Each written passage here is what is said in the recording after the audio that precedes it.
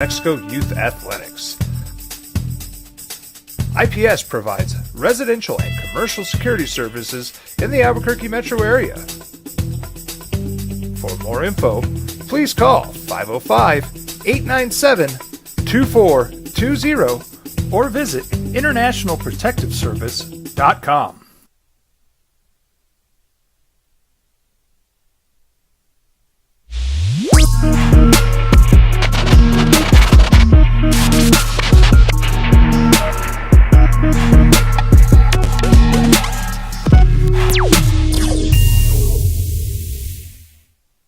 Teenagers love a party, especially during prom and graduation season. Often, alcohol is involved. Some parents think that hosting a party with alcohol in their home will keep the kids safe, but it's wrong and it's illegal. As a parent, to allow your teenagers' underage friends to consume alcohol on your property is a felony. Parents who host lose the most. Don't be a party to teenage drinking. This is a program of the Drug Free Action Alliance. For more information, go to burnco.gov/do-not-host.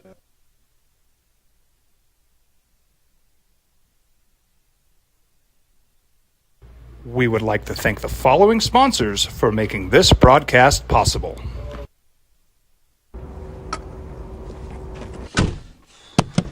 What's going on? Who are you guys? Well, sir, I'm going to pick you up at the DWI checkpoint for drunk.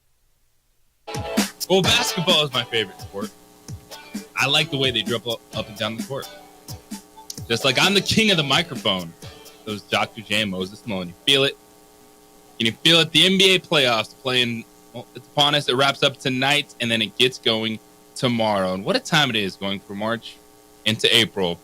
From March Madness to the NBA playoffs, because it hasn't disappointed. It won't disappoint. The Western Conference, it's going to live up to the hype. And the Eastern Conference, something is going to happen that you do not expect. Some star, some super team is going to trip up. And it's going to be a whole new postseason. What it do? Welcome into the opening drive here on 95.9 FM, AM 610, The Sports Animal. Happy Friday, everyone. We've made it to the end of the week for some, the beginning of the week for others. Back for Bobcat. Yep. And it's just a continuation. It's just a continuation. It's just another day. That's right. In radio land. We are happy to be joined this morning as well by Jeff Grammer of the Albuquerque Journal. He enjoys himself some basketball. I don't know if it's his favorite sport, but it's definitely one that gets the people going. What's up, man? It's the one that pays the bills. You know. Yes, it does. Covering basketball for me is my favorite sport in that regard. It's good, man. I'm glad to be here. It is certainly starting to be allergy season a little bit. I'm feeling it as I got to talk at 7 a.m. But things are good, man. No, I always appreciate it. I know, finding people that want to come in and do this, especially at 7 a.m., can be a challenge sometimes. But I know the people always enjoy when Jeff Grammer gets to sit down, especially since you've seen it. Now you've been on the show a while for a long time now, but especially the growth of your podcast and the way that's popping off, and you know what it's like now. You can sit down and talk to a microphone. So the podcast is doing well, and what I like about it now is that I've actually had the first couple people request being on, like, hey, can I get on your show sometime?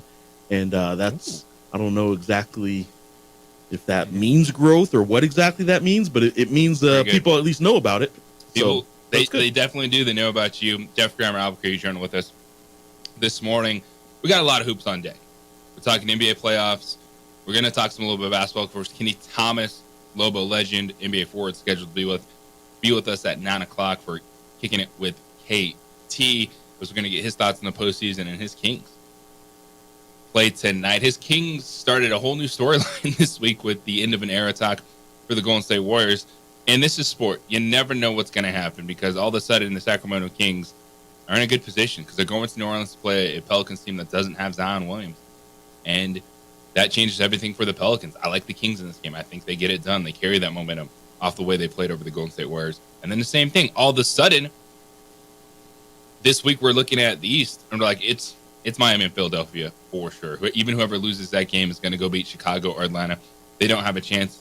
And now Chicago has a chance. That's a coin flip game with Jimmy Butler out with his MCL injury. So those are the last two positions to be filled in the postseason. Kings Pelicans will play the Thunder. Bulls Heat winner will play the Celtics. And it's unfortunate Playoff Jimmy is out. I think that is actually going to be a great game to watch then. Eric Spoelstra figuring things out with the new rotation. And then for New Orleans, you're just a franchise that you saw the potential. Like, if Zion Williamson finishes that game, I think the Lakers are the team that has to play tonight. Yeah, I mean, Zion obviously finally had the season everyone wanted him to have, and yeah, that's what superstars are supposed to do, is finish games, right? And had he finished that game, it's not a knock on him saying superstars are supposed to finish games. He got hurt, but had he finished that game, I'll bet you he finds a way to close it out, and that was sort of the next step in the Zion story, is him winning a game like that changes who's playing where in the play-in tournament. But you're right, I think that injury's huge, and it affected already another team, not just his own. Yeah, and I know when we get into the Western Conference, I think the Oklahoma City Thunder are such a fascinating team right now, because there's that playoff narrative that you have to go in and take your lumps, learn how to win. But the Thunder are so good. There's two teams right now, top 5 offensive and defensive efficiency in the NBA. It's the Boston Celtics and it's the Oklahoma City Thunder. And I think the Thunder are probably the most overlooked team right now, despite being the 1 seed in a Western Conference that's been the best since, you name it. Like, you run down a season, like really 1 through 10, that it's been this good. And the Kings were a team last year that has that playoff experience, and even with the injuries they have to the rotation, if they beat New Orleans, they think, hey, we can go in there and give Oklahoma City a game. But I think with the Oklahoma City Thunder, because while say Gilgeous-Alexander's a name for basketball fans, everyone's going to get to know him now. Yeah. If everyone's kind of heard of Chet Holmgren, but Victor Wembanyama took over this season after Chet, he didn't play his rookie season, came on this year. Jalen Williams is a player that you're going to realize, oh, that dude is really good. What are your thoughts on the Thunder in this Western Conference, where we're talking about Nikola Jokic, LeBron James, Kevin Durant, and then they're the ones? Yeah, I think they're the kind of team and set up to be, certainly win the first. I don't know if they get to the Western Conference Finals. They probably will, but I do think they're the sort of team that is kind of next. I don't think they'll make the NBA Finals this year, but they're set up obviously to be pretty good for a little while. And I think Chet is a guy that is about to surprise some people. If anyone did forget about him coming into last year, I know he with the injury, people didn't get to see him as a rookie, so he kind of got overshadowed this year as a rookie then because of Victor Wembanyama. I think Chet Holmgren is fantastic in what he does, but I just think, look, I think OKC's that team that is finally sort of, I don't know, for the first time maybe since the Big Three, when they had the 3 superstars, is legitimately one of the best teams in the league, and they've earned it. Like you said, the top 5 in both offense and defense, and there's a reason they're the 1 seed.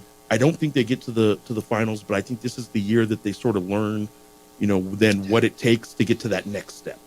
Yeah, and we, talking cliches at times, because there's a lot of times they're proven to be true. And this is one where it's the biggest test to that we've seen. Because even last year, if you say look at the Kings team with 3 seed, right, it was good. But now we're looking at that was their first step. That first kind of being in that realm. But to me, it is different when you are the 1 seed. Agreed. In a conference that was stacked with other superstars. You won 57 games. Yes, the Nuggets won 57 games. But in the Western Conference, the Thunder had the better conference record. Thus, they were the number 1 seed. And that's kind of my challenge. I'm like, how do we wrap our head around not overthinking, it's a young team, versus they can just be that good right now? Do you think they're that good right now? I do. You do? Because right now in the Western Conference, the only other team that I look at and go almost a top to bottom type of feel, they're good at everything they do is the Nuggets. Well, so the Nuggets with the experience and all that too, is sort of who I think will end up again being in the finals. But yeah, if you're just telling me the Nuggets and OKC are going head to head, I'm not breaking any news with the top 2 teams. Right. I'm picking the Nuggets, but you can't convince me that OKC can't win that. Obviously they can, I'm siding with a little bit of the history and maybe the old head thought of things of, yeah, until they prove it, kind of the Jordan rules of when Detroit used to, all the way back to when Detroit used to beat up on Jordan until they didn't. You're only that young team that can't win the big game until you do. And maybe OKC right off the bat, this year when they're finally put themselves in this position, maybe they do right off the bat this year and go ahead and show people that they can do it. I still think they take the next step, but that next step to me isn't the NBA Finals this year. Yeah, it's a whole lot of young. Yeah, on the Oklahoma City Thunder. Like Shai Gilgeous-Alexander is still only 25, but he's been in the league a minute. Yep. Still, Chet Holmgren in his second season, but first full season playing. Jalen Williams, same thing in his second season. And what you're going to find out if you haven't watched Williams, he is one of those 6'8" combo guys, play inside out, do a little bit of everything. And Josh Giddey, well, the storylines with Josh Giddey, if you follow them, are a bit awkward off the floor, some of the things he's been through, but that's another player, 21-year-old guy who was a lottery pick, kind of got this started. It was kind of Shai Gilgeous-Alexander and Josh Giddey a couple years ago, and then they added all this other talent to the roster. So it is fascinating. They are ridiculously young. And even playing the Kings is going to be a challenge because Sabonis and De'Aaron Fox have been there. But the Kings essentially have a college basketball rotation.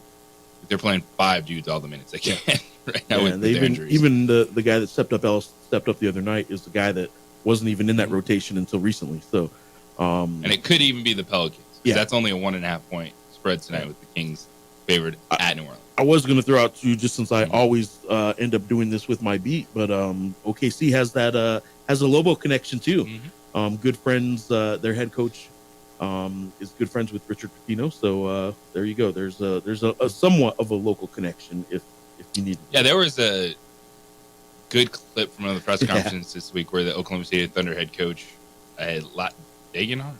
Deneau, I think it's Deneau. Yeah. Mark Deneau. I'm sure Richard could help us pronounce it, but he's not listening to us. Yeah. Of course he is. But what Richard Pitino does is they were together back at Florida. Yep. And I guess Deneau, the Thunder head coach, is a squinter. So Richard Pitino, anytime that dude is on TV, will take screenshots of that and send it to him. Since they were working at Florida together, he would even do game film where it would show the bench a little bit in game film, and he'd zoom in and take a screenshot of it and send it over to him, and just give him a hard time about squinting all the time. And Mike Deneau, if that's how he pronounces it, is insistent that he has great vision. He just always squints. He says, "I do that when I'm thinking, so I'm always thinking." And Pitino apparently would always tell him, "What are you thinking about here?" Like he would do that in the middle of games and take pictures of it because for those that don't know yet, Richard Pitino is always joking around. He is a funny guy and a sarcastic guy and gives people a hard time. And they are good friends. I sent him that clip when I saw it on social media, and Pitino had not seen it yet, and he just kind of laughed, and then he shared it on his X later that night. So anyway, it's a funny clip. If you haven't seen it, you can go to Richard Pitino's X and see what we're talking about. The networking, the coaching trees, they are large. How are you feeling about the number 1 team in the Western Conference, the Oklahoma City Thunder? You hear that narrative. Young teams have to go through it. Young teams have to grow. But is this team just that good, even as young as they are? We're going to get into Nuggets and Lakers on the other side. A matchup that I think is going to be a lot tougher than it's been for the Nuggets, as Denver has won 8 in a row over the Los Angeles Lakers. Great playoff storylines. I'm going to give you all our takes on the matchup this morning. Coming up at 9 a.m., Kenny Thomas, Lobo legend, former NBA forward, set to join us in studio, break down some basketball. Man, I'm looking down. There are so many ways we're going to go. There's a lot of breaking NIL news in the college realm that we need to discuss because it could be another game-changing story. Like, how many game-changing stories can there be? Well, a ton. Because stuff is changing rapidly with college athletics and local stories. NFL, you know what it is. It is the opening drive right here on 95.9 FM, AM 610, the Sports Animal.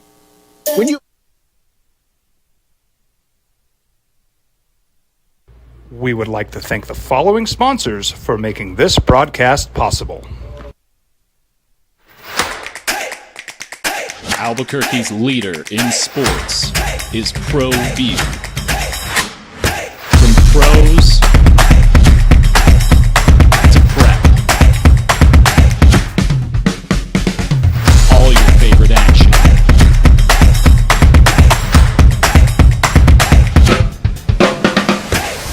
All your favorite talk shows.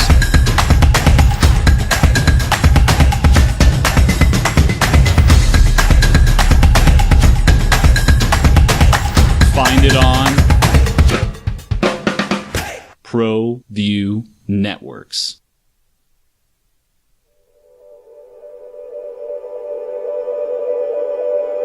We aren't all born with the same opportunities. But it's the people who care that change everything. Get ready, Sprout, get ready! My coach, my teacher, my older sisters, my grandma, my brother, my tutor, my dad, and my mom. As Mexicans, it's up to all of us to do our part. So that no child goes without love. And no family has to do it all on their own. They're all our children. Every single person is called to make a difference in the life of a child. It's up to all of us to do our part. To pull together. Pull together. Pull together. To make New Mexico the best place to be a kid.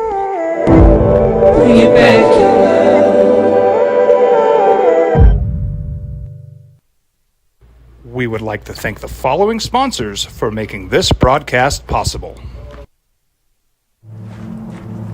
Young driver, this one. Hard to get her out. She'd been drinking. This one. Both of them gone. They'd been drinking, and he drove clear off the road.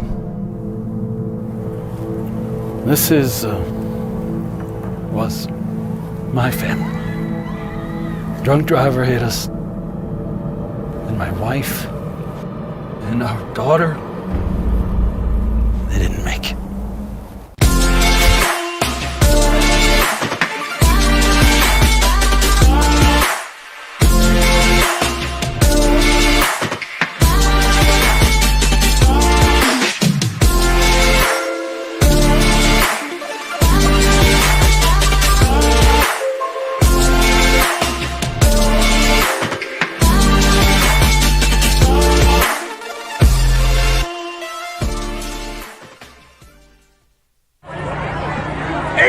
It's Dwight Goodman! Boom! This place is hot. Let's see if anyone needs my help. How about I drive you madman home, huh? I got this, Dwight. I'm the designated driver. Boom. Sweet. Does anyone need Dwight's help getting home tonight? No thanks, Romeo. I've got a taxi all lined up. Drive safe, Dwight. Boom! Boom! These days, it's important to know people and businesses you can trust. There's a lot of places where you can buy a vehicle, but there's only a few local dealerships where you'll find honest people who have your best interests in mind. And Fiesta Kia is one of them. We've been helping our neighbors save money and drive dependable cars for years, and we'd love to help you. With new Kias arriving daily, you'll love our selection and the peace of mind you'll get driving a Kia from Fiesta. So stop by and see us today at Fiesta Kia on Lomas, or just start driving now at fiestakia.com.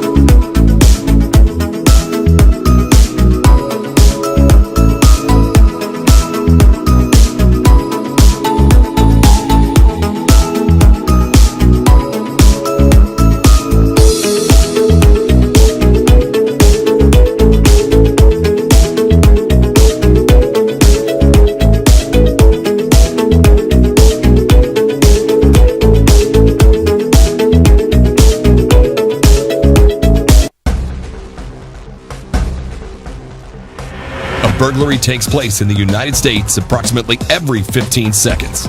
International Protective Service is your answer for commercial and residential security in all of Albuquerque.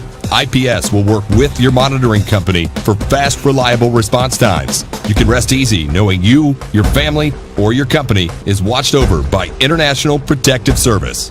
Call International Protective Service today.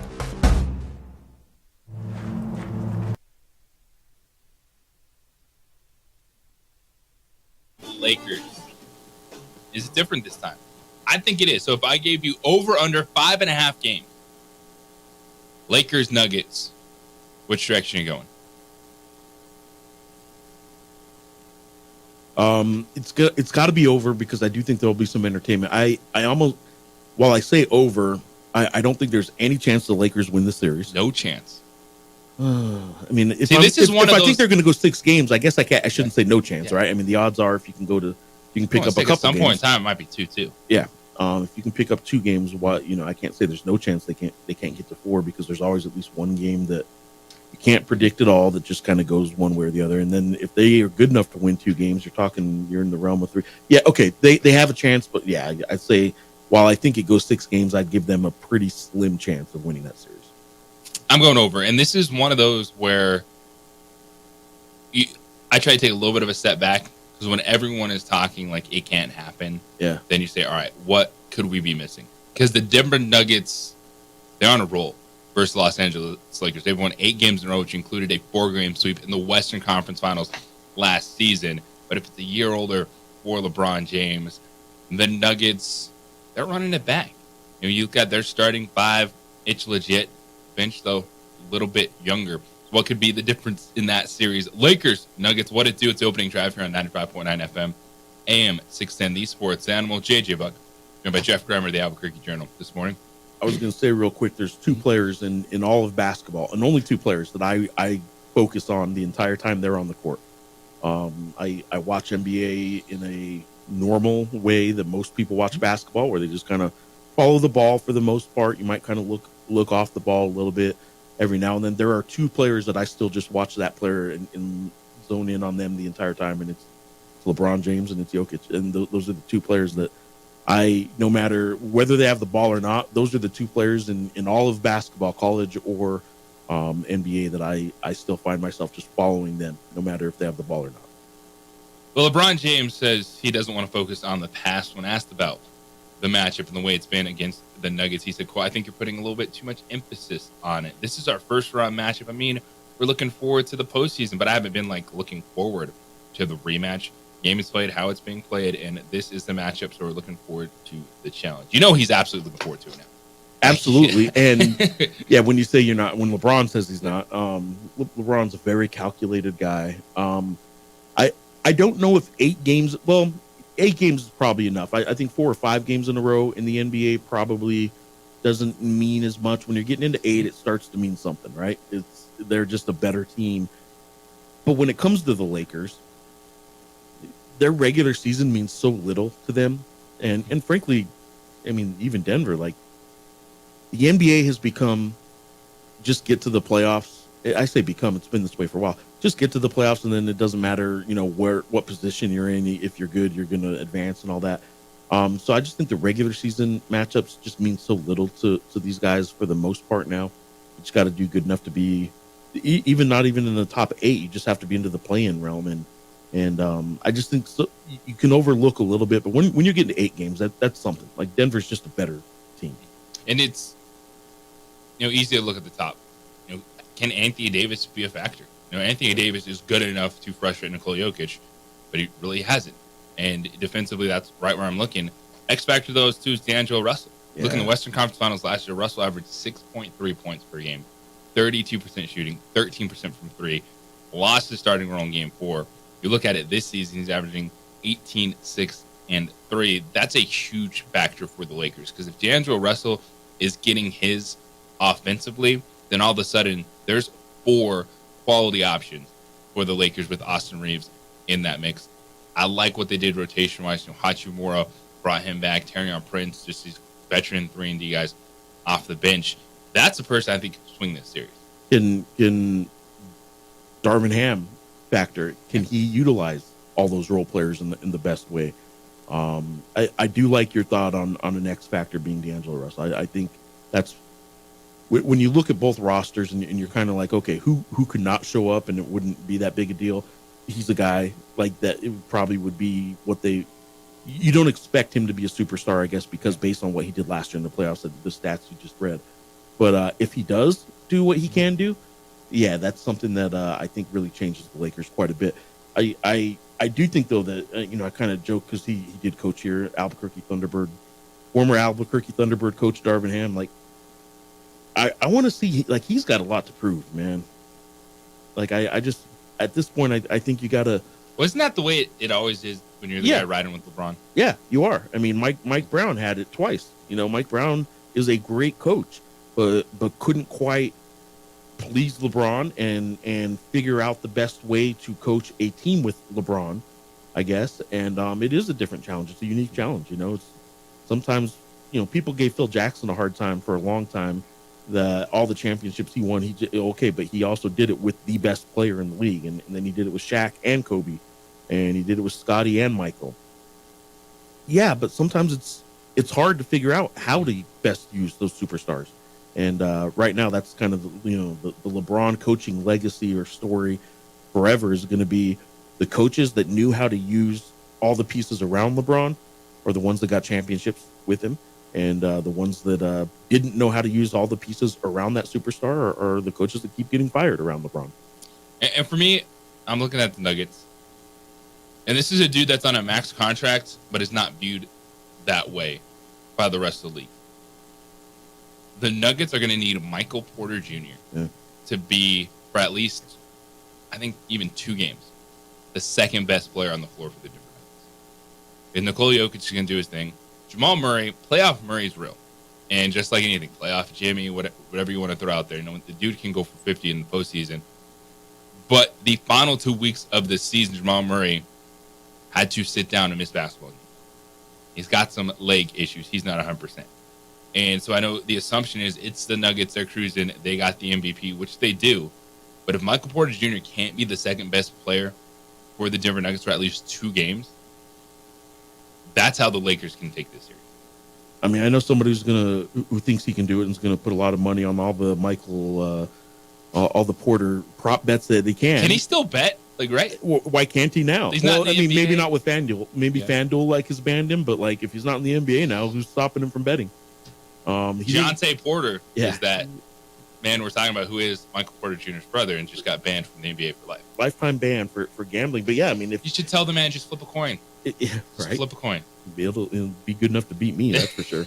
I think Porter is a guy, sort of in the ilk of D'Angelo Russell, where if his offense shows up, it is a big difference. If it doesn't show up, maybe the team can still win. But when it does show up, it's such an asset that I just think that between, again, LeBron and Jokic are such playmakers that when you find that extra offensive piece that they can utilize, I just think it makes both of those teams so dangerous. But Denver is the better one. I agree with you. I think Porter is sort of an X factor for the Nuggets as well. It's the NBA postseason. The play-in wraps up tonight. Bulls at Heat, Kings at Pels, and with the injuries, Jimmy Butler out for the Heat, Zion Williamson out for the Pelicans. That changes those games dramatically. We still got a lot to break down when it comes to the postseason because the Western Conference first-round series are phenomenal, and there's going to be some upsets, and I think that's going to happen in the Eastern Conference. But when we come back on the other side, the game is still changing for college athletics. What does this decision in Virginia by the state of Virginia mean for college athletics? And the trickle-down effect, of course, will then come right here to New Mexico. It's coming up next here on The Sports Animal.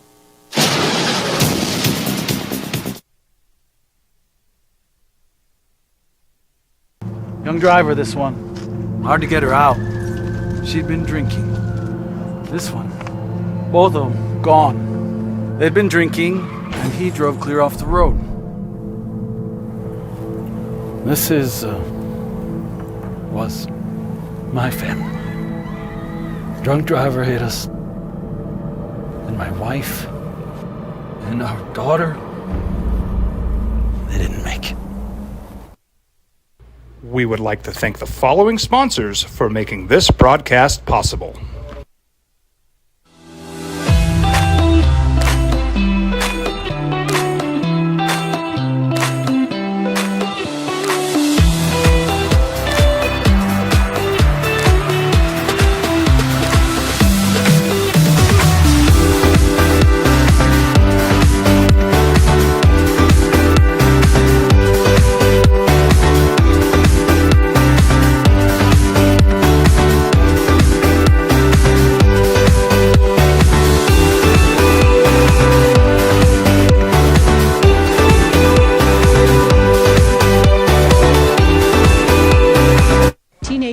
love a party, especially during prom and graduation season. Often, alcohol is involved. Some parents think that hosting a party with alcohol in their home will keep the kids safe, but it's wrong and it's illegal. As a parent, to allow your teenagers' underage friends to consume alcohol on your property is a felony. Parents who host lose the most. Don't be a party to teenage drinking. This is a program of the Drug Free Action Alliance. For more information, go to burnco.gov/do-not-host.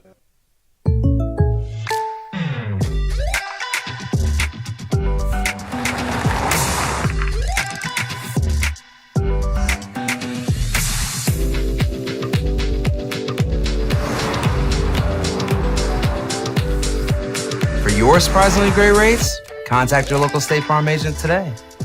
If you want the real deal, call State Farm agent Marty Size in Albuquerque today.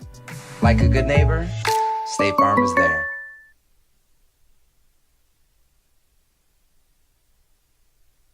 Don't sacrifice quality and flavor when you're in a hurry.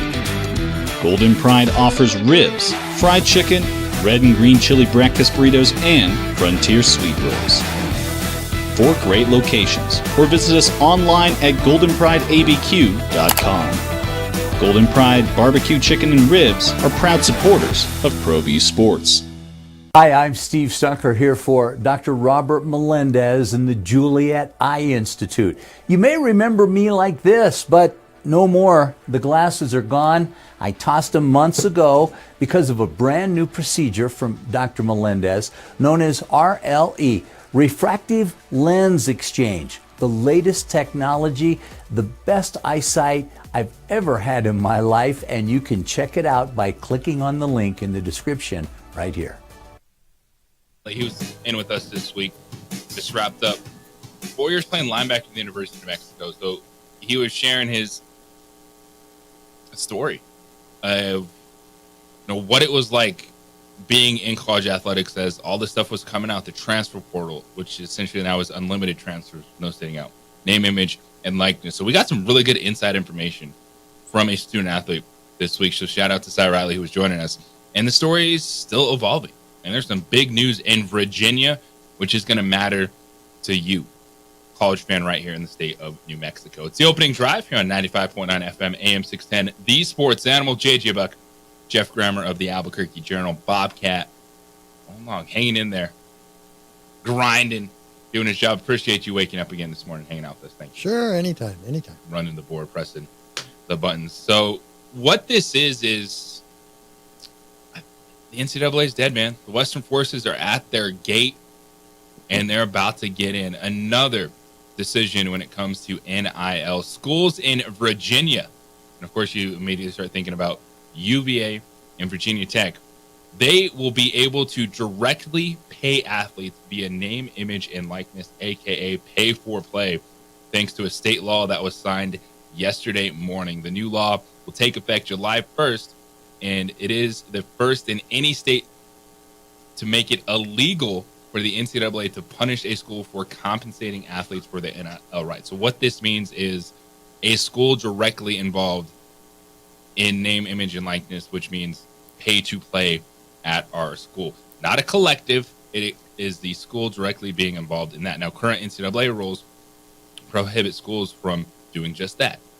Now, what this could do, well, right now, yeah, it could give Virginia a huge jump on the other states. But I was reading the Extra Points newsletter this morning, Matt Brown, great newsletter. Fantastic. That he puts out there. And he believes that while, Virginia and Virginia Tech are willing to find ways to directly compensate their athletes, he thinks that this is one of those laws that he feels that those that made it just expedites it in other states. And then it becomes an overall ruling for everyone, which is pretty much what we've seen happen is states make a ruling, the NCAA loses another case, and then it becomes the rule for everyone. That's what happened with the state by state kind of trickle down effect of California was one of the first. There's one in the South that also passed NIL laws. New Mexico's NIL law pretty much made it illegal for any school to kick a player off, for any of its state schools to kick a player off for receiving NIL payments or endorsements or things like that. And then, NIL basically within months of those first states coming forward with their state laws, NIL was allowed everywhere across the NCAA board. What I'm curious about is I do think this is headed that way, where the schools will have a direct hand, not just an indirect hand in this compensation world and in the paying of players. Obviously the big elephant in the room from a legal standpoint is whether or not once they get classified as employees, that changes everything, because then there's labor law issues, and there are some lawsuits in the courts right now for National Labor Board or whatever it is. So it's classifying them as employees, and if the schools directly pay them, what I think is going to have to happen, and maybe what the NCAA's approach on this will be, and it won't be, I shouldn't say it will be, because what they'll do is they'll fight it until they can't fight it anymore. That's what the NCAA's done at every turn, it seems like. But what they should do is figure out a way to have the schools in charge of how much the players get paid and the money and all that stuff, but you have to earmark it. I know you can move money around in university budgets a lot, but you cannot. This is what's going to upset a lot of people around the country. If taxpayer money goes into NIL payment, and in the state of New Mexico, there's a lot of taxpayer money that goes to UNM and NMSU. Every state in the country has that. If taxpayer money starts going to pay the quarterback $1 million a year to play, if taxpayer money, now taxpayer money is already going towards scholarships, you can argue, and all that kind of stuff, but this is a different It's easier realm. to swallow as a fan, like Yes. athletic scholarships. Exactly. Student athletes. So somehow, if the university can control the purse strings and control the payment to the players, but do so in a way or from a pot of money, a pool of money that is not touched by taxpayer dollars, that would be interesting to me. Like if basically the Lobo Club's fundraising arm, or just call it the 505 Sports Venture Foundation here in town, if that was still under university control somehow, and all the money raised was not taxpayer money, but the university then could use that money and decide who gets paid what. That's the only way I think that this ultimately is going to work peacefully, because I just think there are so many people, lawmakers included, that aren't going to be on board with using taxpayer money to pay players. Yeah, and what this does is there's a whole lot of happy people at the top. Oh, yeah. There's a whole lot of happy people with the SEC and Big Ten, because they were just waiting for this to officially open up the floodgates for them. It's to be involved directly in payments to the athletes, and I'm sure it's already going on. All this stuff at some point in time was already happening, but when you open that door, everyone says, all right, now the next step is you have a salary cap, this or that. No, this is going to be like Major League Baseball. Yeah. There's going to be no cap to this.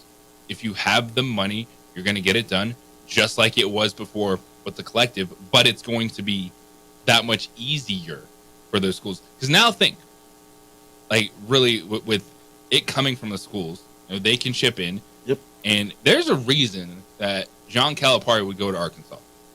It's Tyson Chicken, it's Jerry Jones. Yep. On top of SEC money. There you go.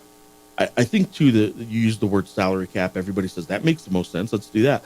What people need to remember, the real easy reason salary cap doesn't work in this realm, in this world, is because as long as you are a monopoly and you are getting certain antitrust exemptions because, for a variety of reasons, the NCAA and all these entities have antitrust status. As long as that's the case and these aren't employees, and you're allowed to continue calling them not calling them employees, well then you can't do things like salary caps, and you're going to get challenged because you can't limit an employee's opportunity to go make more money somewhere else doing the same thing. That's what the open market is, but this is why there's a monopoly. There's nowhere else that these guys can go, so you can't salary cap it. That's been one of the things I've been trying to figure out is, with the push for unionization, we saw it a couple years ago at Northwestern and the Dartmouth players are trying to do it. What is the benefit for a student athlete to become an employee? Like, what are they trying to get out of that? They then, if they're trying to become an employer, if they're unionizing and they have a seat at the table, then a union can, an arbitrator, a third-party arbitrator makes a lot of the rulings for them when two sides can't agree. And right now, obviously, two sides can't agree. The players want money, and the schools maybe don't want to be the ones to pay them money and all that. That's where we're at forever. But there was never any kind of third-party arbitrator who then could decide what is right, what is just. And that was the situation for a long time where the players felt like we have no rights in this. And then the floodgates opened when the courts started saying, and state lawmakers started saying, wait a minute, we need to adjust this a little bit. It's time to correct this that the NCAA has been doing wrong for so long. And then the floodgates opened, and one thing led to, whereas the NCAA used to be every 8, 9, 10 years, a significant change might happen along the players' rights side of the aisle. Like in the last 5 years, I think one thing turned into like every 6 months, there was a new kind of player rights got this, player rights are now getting that. If you look at what happened with the transfer portal stuff too, you now don't even have to sit out as long as you're academically eligible. It went from, you could be a grad transfer and you could transfer, right? Or you could do a one-time transfer and sit out a year. Then they took the sit out a year thing, and you could transfer and be immediately eligible. You could do that one time, and then you could also do it as a grad transfer. Now you can essentially, the courts are saying you can transfer every year now. It is, people say, oh, it's just free agency. Well, yes, it is. It is. But it's also what every other student at the university has. It's what every other student at the university has. And on the flip side, I know it's upsetting. And we're going to kind of dive into that when we come back on the other side. Is, you know, we're trying to have this conversation. How do fans feel about this? It's easy to look at, you know, the ratings of a tournament, this or that. But when you get into the kind of the core fan bases of college athletics, which it's different, you know, because you're directly tied to it. You're an alumni. College athletics is in so many more places than pro sports that it has these impacts in the communities. Is it going to start to kind of erode the hardcore fandom when it comes to college athletics? But there's a lot to this, because when you're opened up to the other side, and the other side is, well, I know people get frustrated. You're a student athlete, you have your scholarship, and you get NIL money, and you're going to transfer all the time. Well, the dark side of that is there's no protection when a coach doesn't want you on the team. And it's not just because, oh, this dude got in trouble, this, that. Like, there's a lot of stories where new coaching staffs comes in. And you've heard it, I've heard it, where, well, this dude just ain't for us. And that doesn't, and they don't renew your scholarship, then what is the protection for you at that point in time as a student athlete? Because you can't just go on and maintain an athletic scholarship when they took it away from you. And that applies to every coach, even the good guys, even the guys everybody likes, and, oh, this is our guy, he would never do that. Every coach I've ever covered has had a runoff of some kind, where they run a player off, and they may argue it's not a runoff, but when you sit a player down and make it very clear to him his role on the team, if he stays, is going to be as a non-playing, you know, bench player, and it's not really going to be a good fit for you, I would recommend you explore your other options. But hey, there's still a place for you here if you want it. No, it's pretty clear what just happened. They may not directly take your scholarship, but coaches very clearly make the case to you and explain to you that you should leave. And that is what the student athletes are trying to get, is that, okay, if that is the case, then why would I ever have to be limited in taking my next step? Because there are the bright sides and dark sides to all of this in the conversation that is, it's out there now that we're trying to discuss. When we come back on the other side, we're going to go back to kind of the fan standpoint and how it hits you directly as a fan as you try to wrap your head around the new era of college athletics. JJ Buck, Jeff Grammer here on 95.9 FM, AM 610, the Sports Animal.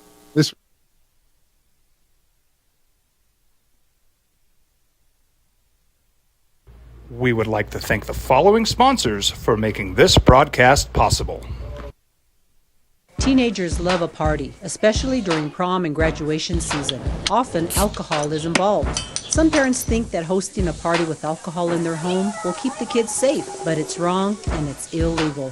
As a parent, to allow your teenagers' underage friends to consume alcohol on your property is a felony. Parents who host lose the most. Don't be a party to teenage drinking. This is a program of the Drug Free Action Alliance. For more information, go to burnco.gov/do-not-host. What's going on, Lobo Nation? Ja'Cory Krosky-Mirror here. And I'm Devin Dampier. The Lobo football team is going through some changes, but we're here to stay. We'll put in the work on the field and in the weight room, but we'll need your help off the field. 505 Sports Venture is leading the charge in the NIL space. And you can be part of it. You make my heart better. Try this shit better than all my intentions. I can show that you got my attention. See your baby, I get you the business. Touchdown and pay you a visit. If you're drunk, blasted, intoxicated, rip, plastered, destroyed, bruh. If you're like this, you shouldn't be driving.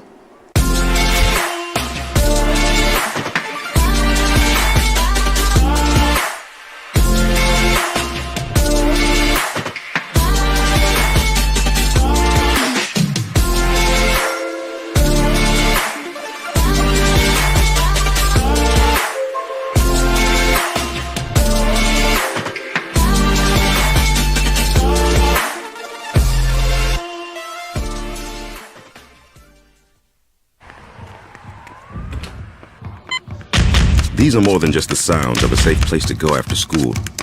These are the sounds of interest being ignited and of mentors making an impact. At Boys and Girls Clubs, we don't do just one thing. We do whatever it takes to meet the needs of every kid who comes through those doors. Because whatever it takes is what it takes to build great futures. Great futures start here.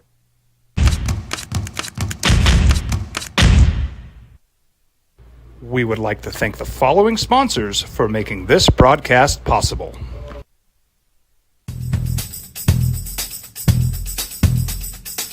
International Protective Services is a proud supporter of ProView Sports and New Mexico Youth Athletics. IPS provides residential and commercial security services in the Albuquerque metro area. For more info, please call 505-897-2420 or visit internationalprotectiveservice.com. Hi, I'm Steve Stucker here for Dr. Robert Melendez and the Juliet Eye Institute. You may remember me like this, but no more. The glasses are gone. I tossed them months ago because of a brand new procedure from Dr. Melendez known as RLE, Refractive Lens Exchange. The latest technology, the best eyesight I've ever had in my life, and you can check it out by clicking on the link in the description right here.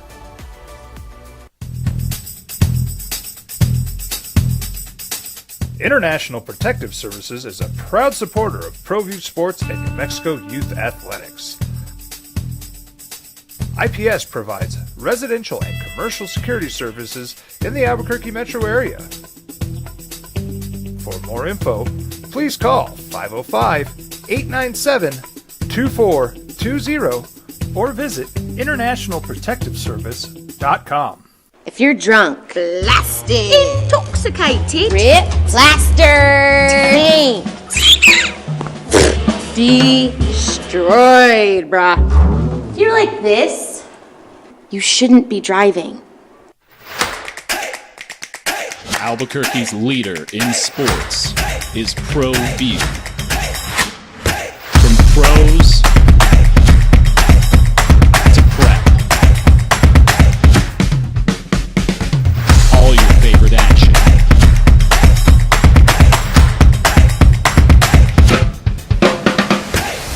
All your favorite talk shows.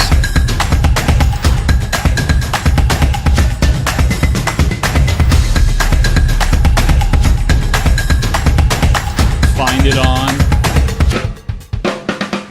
ProView Networks. We would like to thank the following sponsors for making this broadcast possible.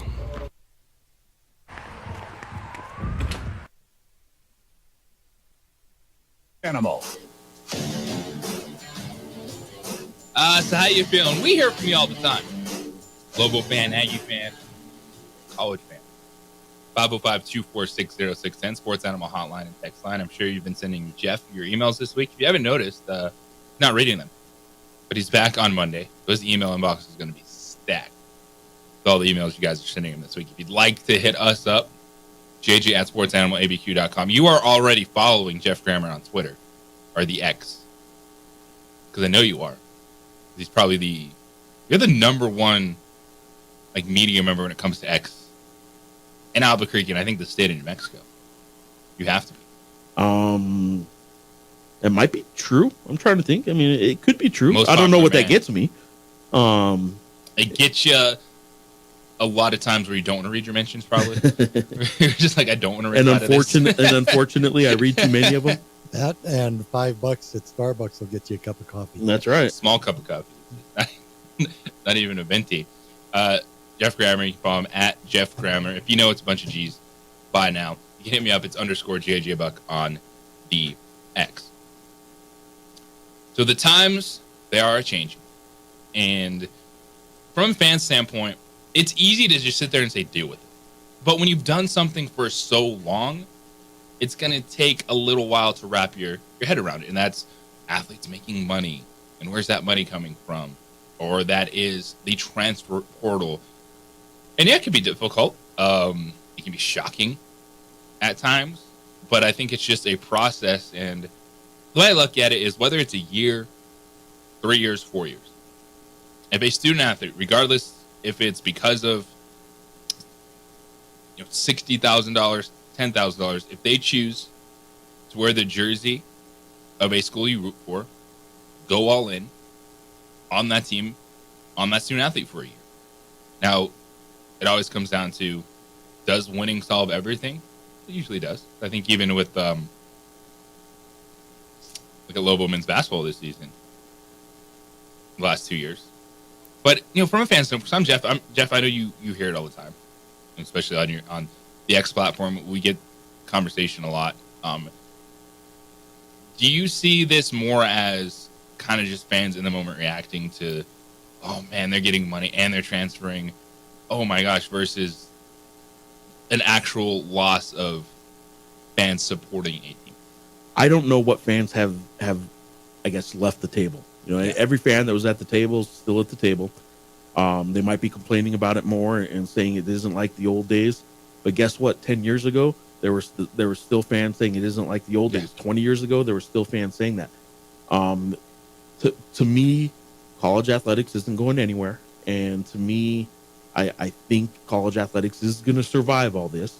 Even if they become employees, even if all that stuff happens, people say, well, then what's the difference going to be between it and pro sports?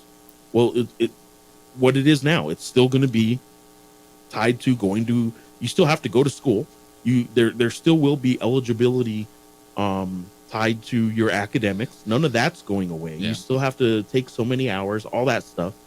And if you want to go pro, you can. And I'm okay with that. That's how it should be now. If you want to go pro then. And what's the difference? Well, it still means that you're going to have teams in Laramie, Wyoming, in Logan, Utah, in Albuquerque, New Mexico, Las Cruces that you can root for and compete on. And if you're a little kid in that town and those kids come to your school and read a book to you in elementary school, you still fall in love with those players. And maybe they leave next year. And as a kid, you have to, I guess, learn the realities of life a little bit sooner. To number 7? What do I tell my kids? And all that, look, it's all going to happen, yes. But I really actually don't think fans are going to leave. I'll tell you what, when you think of college athletics, you tell me that like a really good program in the SEC or in the Mountain West, the show's not going to be there for San Diego State basketball when they start having higher roster turnover. I don't think some programs, when you get to a certain level, maybe this doesn't apply for all programs, but the problem is those programs don't have great fan bases right now anyway. But if you're a great fan base, you're still going to be a great fan base and be there no matter what.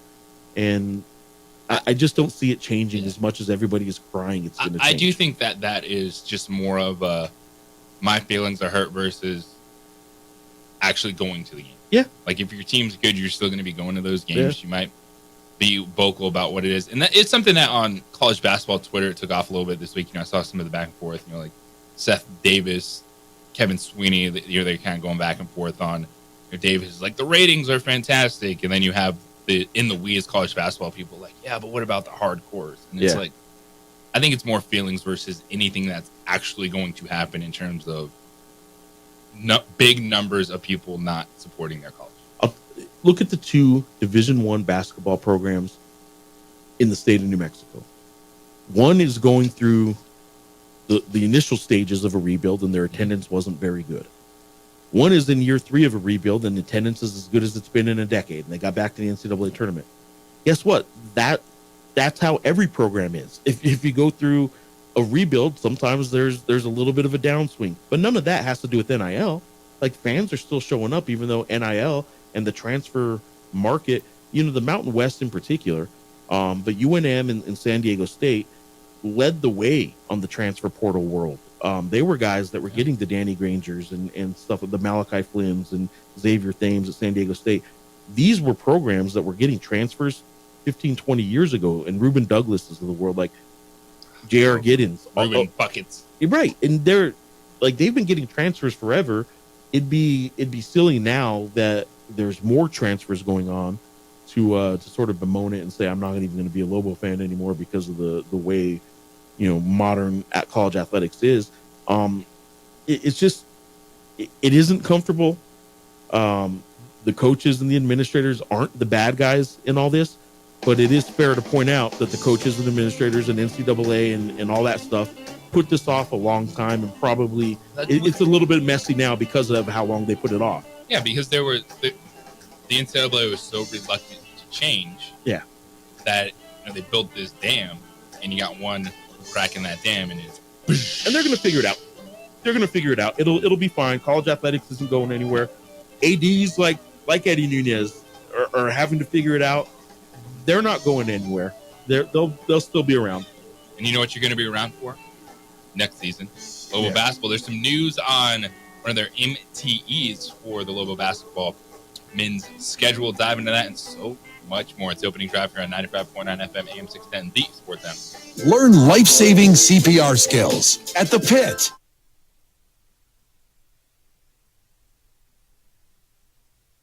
We would like to thank the following sponsors for making this broadcast possible. What's going on, Lobo Nation? Ja'Cory Krosky-Miller here. And I'm Devin Dampier. The Lobo football team is going through some changes, but we're here to stay. We'll put in the work on the field and in the weight room, but we'll need your help off the field. 505 Sports Venture is leading the charge in the NIL space. And you can be part of it. You make my heart better. Shorty, she better than all my intentions. Locked in, shorty, you got my attention. CEO, baby, I get you the business. Touchdown and pay you a visit. International Protective Services is a proud supporter of ProView Sports and New Mexico Youth Athletics. IPS provides residential and commercial security services in the Albuquerque metro area. For more info, please call 505-897-2420 or visit internationalprotectiveservice.com. ProView Networks would like to thank the following sponsors for making this broadcast possible. Hans Whitler Automotive, German car maintenance and repair in Albuquerque, New Mexico. Call 505-294-7684 or visit hanswhitlerauto.com. Hi, I'm Steve Stucker here for Dr. Robert Melendez and the Juliet Eye Institute. You may remember me like this, but no more. The glasses are gone. I tossed them months ago because of a brand new procedure from Dr. Melendez known as RLE, Refractive Lens Exchange. The latest technology, the best eyesight I've ever had in my life, and you can check it out by clicking on the link in the description right here.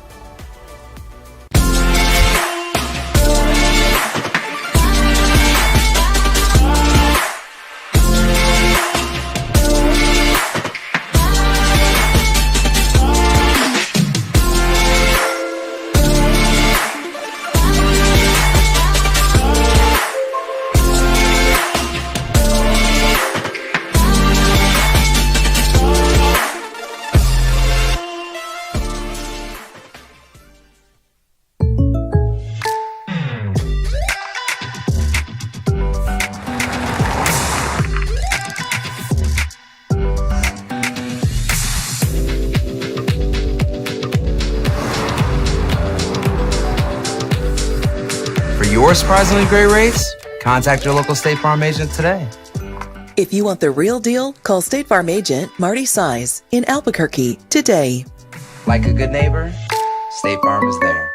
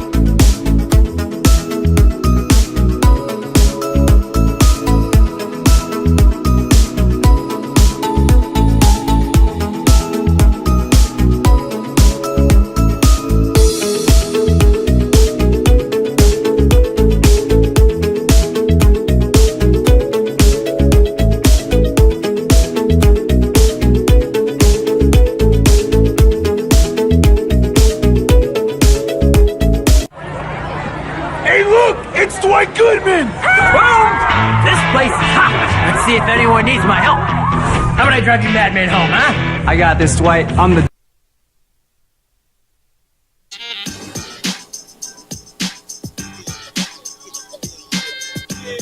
Now, voted the best sports show in New Mexico for 5 years running. It's the OD in the AM with 3-time New Mexico Sportscaster of the Year, Jeff Symbieta and JJ Bond. Sparks that ignite to my intros, tempos will flow, minds will just blow. Y'all not countdown can't be stopped. The new era of college athletics is 24/7, 365. Used to be this sense that, after March, wrap up March Madness, take a step back, maybe get a couple spring football stories, and you move on. That's not the case. I don't know about you, but I'm looking at the transfer portal every single day. I'm in it. I'm invested. So we had mentioned earlier that the whole podcast thing that I'm doing and all that. I did have Patino on a podcast. We recorded last week, just came out earlier this week.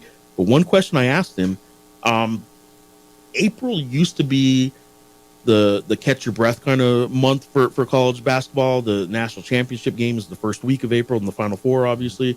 Coaches would go do their big annual conference at the Final Four, and go have some drinks and kind of relax, play some golf, all that kind of stuff. You caught your breath, and then you got ready for the maybe late spring recruiting period, and then the summer Mountain West meetings. Yeah, Mountain West meetings, and then the summer kind of recruiting circuit and all that. April, in a lot of ways, become the most important month on the college basketball calendar, because you don't know what your roster is going to look like until this transfer portal window closes at the end of April.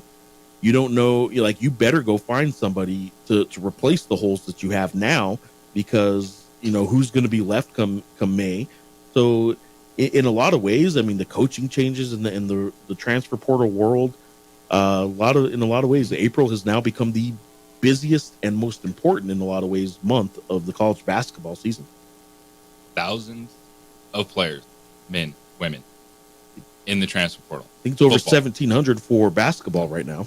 Yeah, the women's, we were talking about it yesterday, it's over 1,200. Okay. Football is like 2,500, whatever number we're at.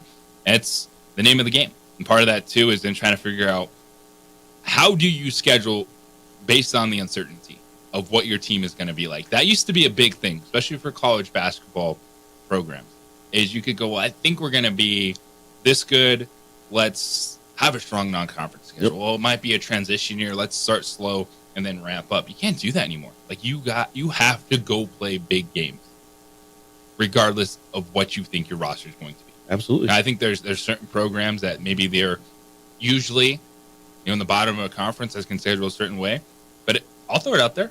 If I'm Mike Bradbury and UNM, even with all this transition, you got to play a better schedule than you did last year. Yep. Even with the more roster uncertainty now, more so than ever with that team. But then it's the same thing for, say, the men.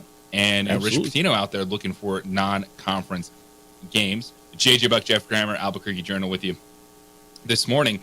And we know that MTEs are going to be a big part of it, and there's a pretty good one on the schedule for the Lobos this year. So we knew they were going to play in Palm Springs in an event. Yesterday, we now know the field. They will play 2 games. They won't play all 3 of these opponents, but the 4 primary schools in this November 28th and 29th MTE, which is multi-team event, but this is essentially the non-conference tournament the teams play in every year at some neutral site. Some last year for the Lobos, it was 3 games in Henderson, Nevada, Las Vegas, basically. This year, though, in Palm Springs, they will be playing in a event with USC Trojans, the Big Ten USC Trojans now. They will be playing with the Arizona State Sun Devils of the Big 12, and they will be playing with St. Mary's, who they've played for the last few years, but who did win the West Coast Conference this past year, the champions of the West Coast Conference. And these are all 3 teams that have been hit by the transfer portal pretty hard this year. But I guarantee you, all 3 of those teams, that they don't view this as taking a step back kind of year. And Musselman didn't get hired at USC to not bring in a whole bunch of transfers and be pretty good in year 1. And St. Mary's, although they are losing a couple players, which is fairly new to them, but including Aiden Mahaney, they're not expected to take a huge step back in the WCC. Their Gonzaga is always going to be number 1 or 2, and St. Mary's is probably still going to be number 2 if Gonzaga's 1. So, well, you're looking at with those three teams, you're sitting there going, all right, all three of those, you're looking, could they, top 125 games at least, minimum. Yep.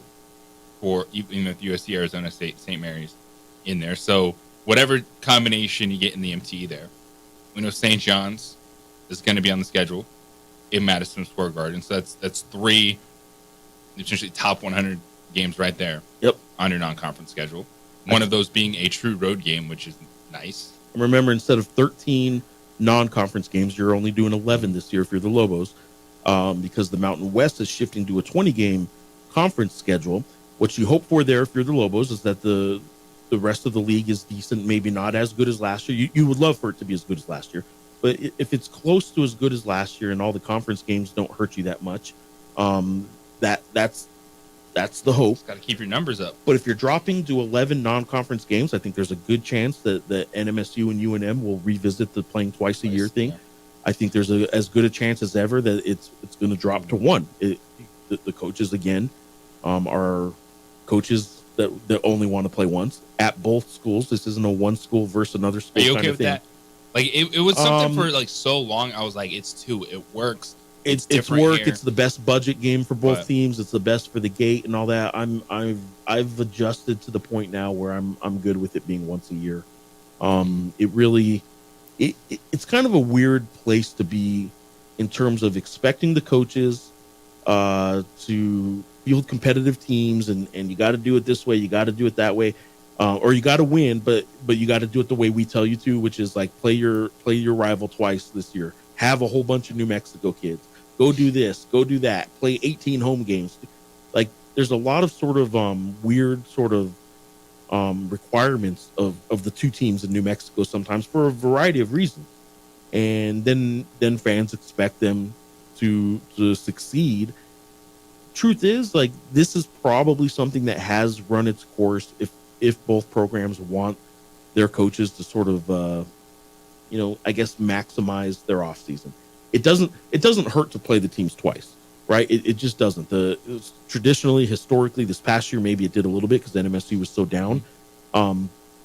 But historically and traditionally, it doesn't hurt UNM to play NMSU, and it doesn't hurt NMSU to play UNM. The teams, the programs at their worst, have only been maybe 1 year at a time where the numbers and the computer rankings really hurt the opponent. So it doesn't hurt necessarily, and it is a good money game.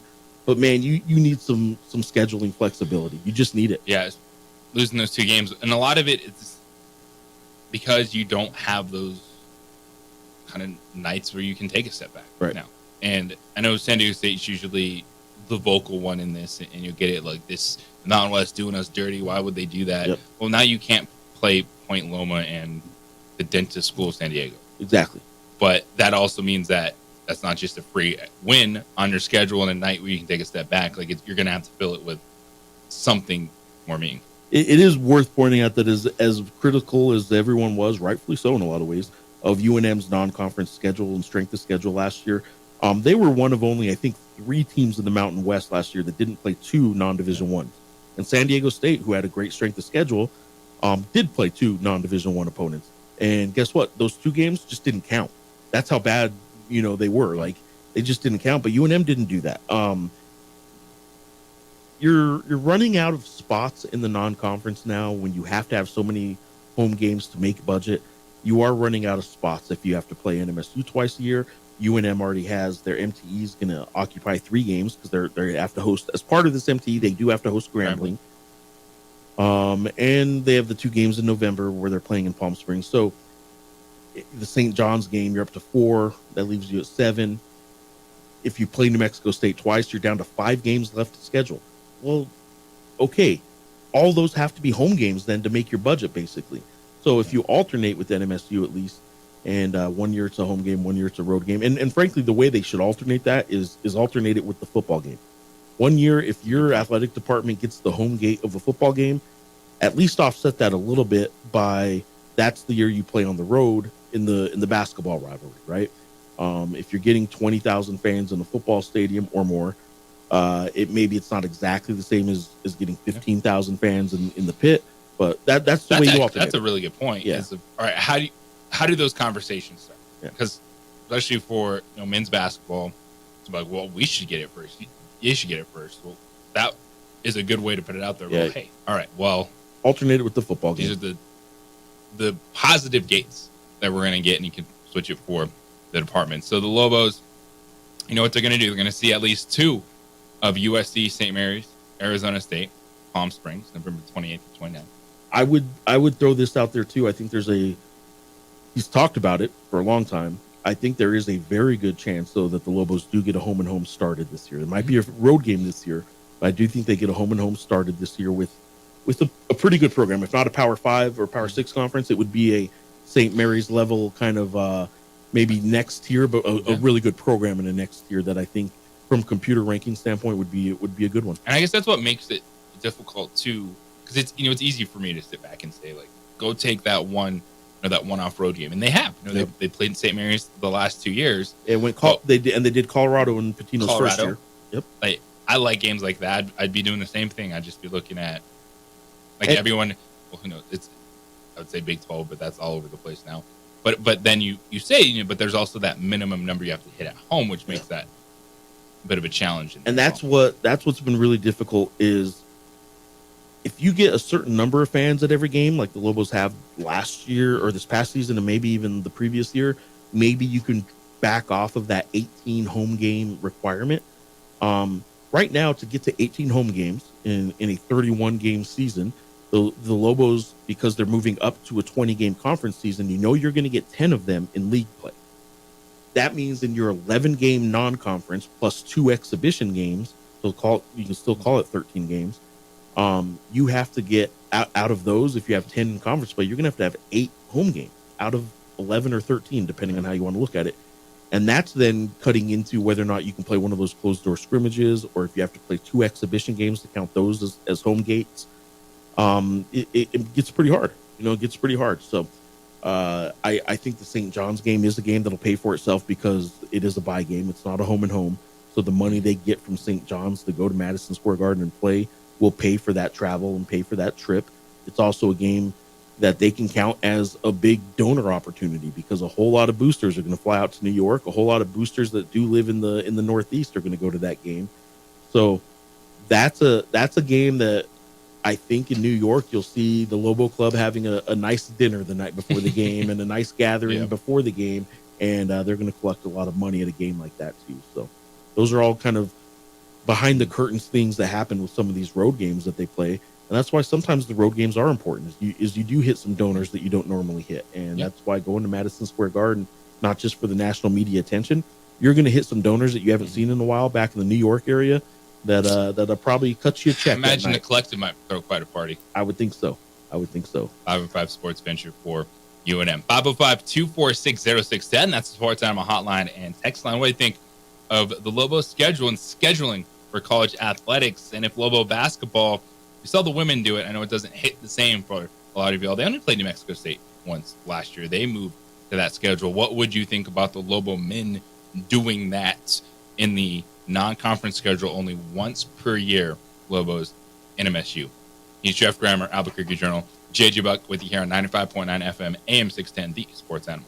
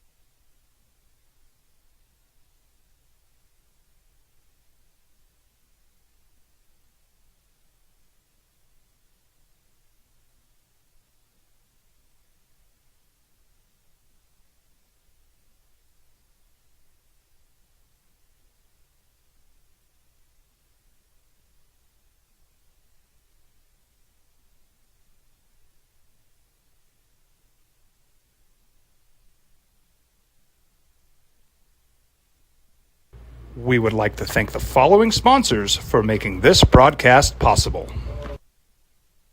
Don't sacrifice quality and flavor when you're in a hurry. Golden Pride offers ribs, fried chicken, red and green chili breakfast burritos, and Frontier sweet rolls. 4 great locations, or visit us online at goldenprideabq.com. Golden Pride Barbecue Chicken and Ribs are proud supporters of ProView Sports. These are more than just the sounds of a safe place to go after school. These are the sounds of interest being ignited and of mentors making an impact. At Boys and Girls Clubs, we don't do just one thing. We do whatever it takes to meet the needs of every kid who comes through those doors. Because whatever it takes is what it takes to build great futures. Great futures start here.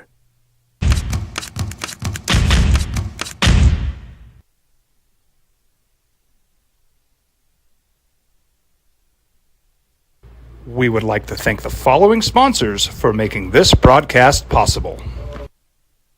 What's going on, Lobo Nation? Ja'Cory Krosky-Miller here. And I'm Devin Dampier. The Lobo football team's going through some changes, but we're here to stay. We'll put in the work on the field and in the weight room, but we'll need your help off the field. 505 Sports Venture is leading the charge in the NIL space. And you can be part of it. You make my heart better. Shorty, she better than all my intentions. Locked in, shorty, you got my attention. CEO, baby, I get you the business. Touchdown and pay you a visit. To $850 million. I couldn't. How convicted are you that whatever they asked you to do, and they said, if you do it, you get $850 million, and you still said no? Good on you. My checks, my number's a lot lower than $850 I would million. do a lot for $850 right now, let alone $850 million. The opening drive here on 95.9 FM, AM 610, The Sports Animal, JJ Buck, Jeff Grammer, Albuquerque Journal Bobcat, holding it down. So this story came out earlier this week, and I thought it was fascinating because it's not going to go away, even with the PGA Tour and Live Golf thing closer and closer to a merger. What would that look like?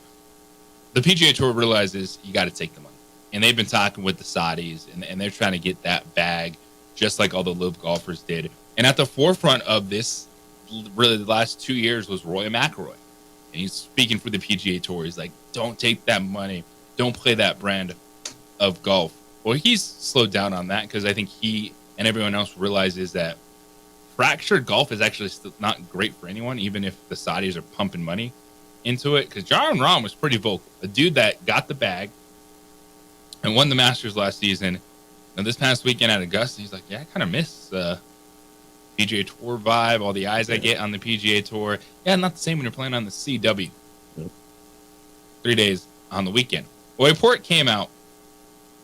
It was published by a London newspaper that Rory McIlroy had been offered $850 million plus equity in the Live Golf League to make that.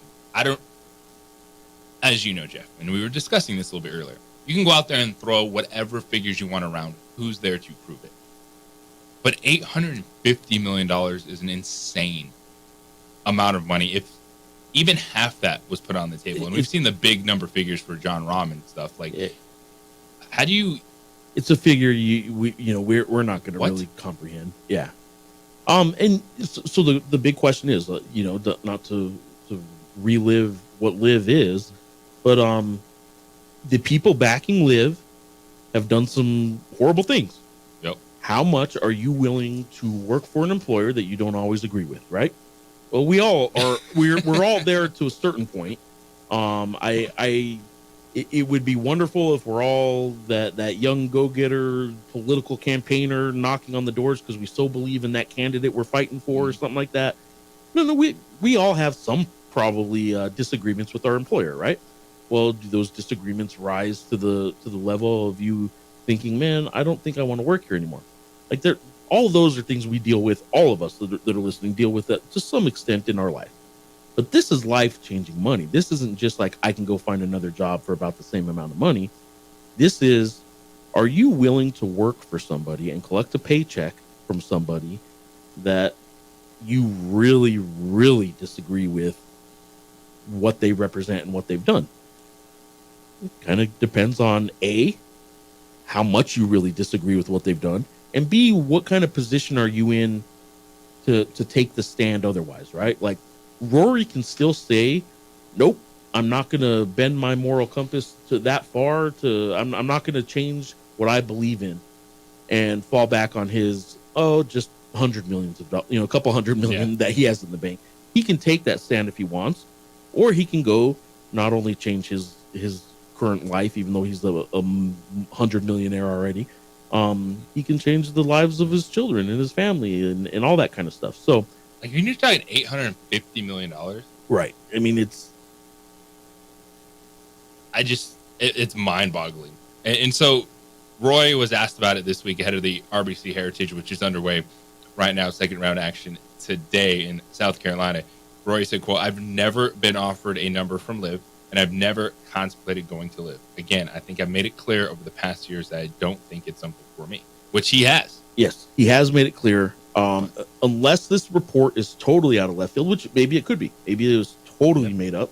There was probably something along he probably offered him something. Yeah, there's probably a dinner he had, and he met with somebody that, whatever. Again, you can take Rory's position that it's not for me, and you can do that when you're pretty financially comfortable too. That said, $850 million.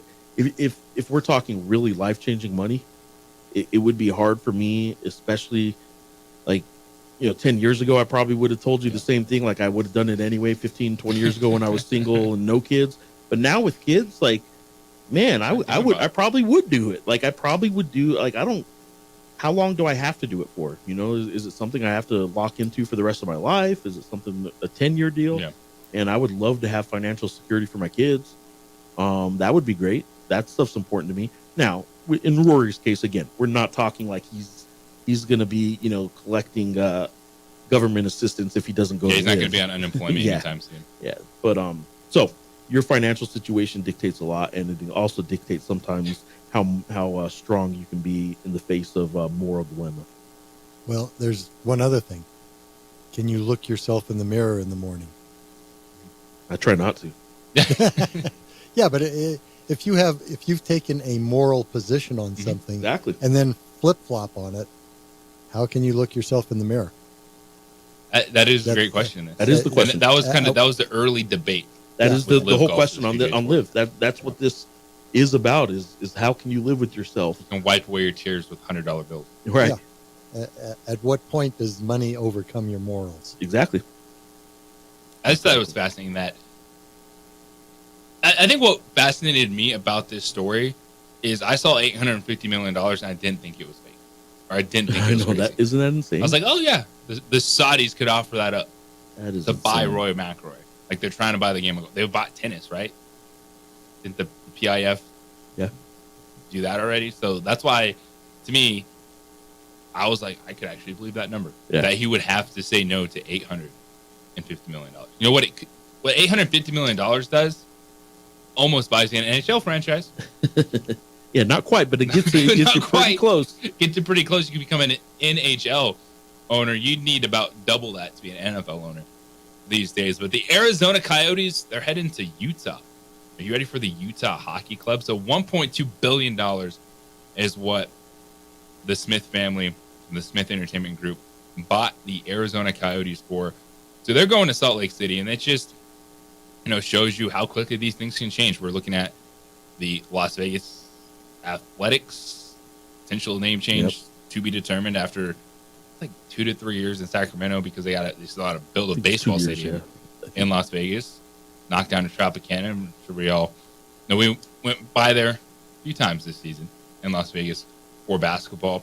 But hockey's going to Salt Lake City, and it's going to the Delta Center where the Jazz play, and they're going to renovate it for hockey-specific things. So the Smith Entertainment Group, they're actually trying to get an expansion franchise. And then Gary Bettman's like, you know what? We got this team in Arizona that can't figure it out. You want to take them on? $1.2 billion. Here you go. I would have loved, Salt Lake doesn't qualify as this, They know hockey there. They've had Olympics there. I would have loved for it to go to another, maybe Phoenix-esque type of city where maybe they don't know hockey very well, right? Just because of I don't know if you were familiar with the Chance the Rapper SNL skit on covering hockey. But anybody who is not, you can look up Chance the Rapper Saturday Night Live covering hockey, and it is the best skit ever. You go look it up. Trust me, it's funny. But hockey in the West, like, I'll tell you what, like, it doesn't on some levels, it doesn't surprise me entirely that hockey is leaving Phoenix. But I thought it was fairly successful there. Like, I thought they were doing okay. Yeah, they had massive arena problems. Like, they played this past year at Arizona State. Yep. Arizona State has a hockey team, and that's where the Arizona Coyotes played, in a 5,000-seat arena this past season. So they were struggling to move things forward. And I think we're seeing that, too, around the country. The attitude from citizens is changing when it comes to just voting yes on tax dollars for arenas. So it happened in Kansas City, that proposal, which was going to the Kansas City Royals and Kansas City Chiefs for stadium things, that got voted down. Has there been any stadium and arena issues here in Albuquerque? I can't remember for sure, but I might have heard something about some stadium stuff. It is interesting though that we're having a lot of conversation today about money, right, in athletics, and the millions and millions and millions. The thing is with athletics and with sports, the money is there. It kind of comes down to who is willing to maybe take a little bit less. I don't want to say off the top, but somewhere along the process, who's willing to take a little bit less to maybe divert some of the money that right now keeps going to this or to that. You got to start spreading the money into different places, and the public money for stadium financing and arena financing and all that. I'm not trying to take us down that road necessarily, but the public money for all that, like, if the public isn't going to back it anymore, well, the money that goes into athletics and scholarship, or not scholarships, sports in general, like, it's there. It just has to come from somewhere else at a certain point. So I'm surprised sometimes when like you just said, what did it sell for? 1.2 billion? Yes.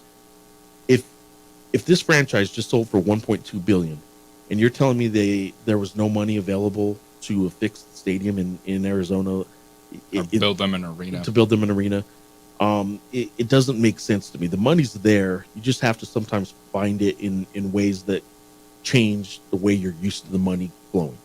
Speaking of money, what are the odds? We'll tell the odds when we come back on the other side. It's opening drive here on 95.9 FM, AM 610, the Sports Animal. Heavy delays for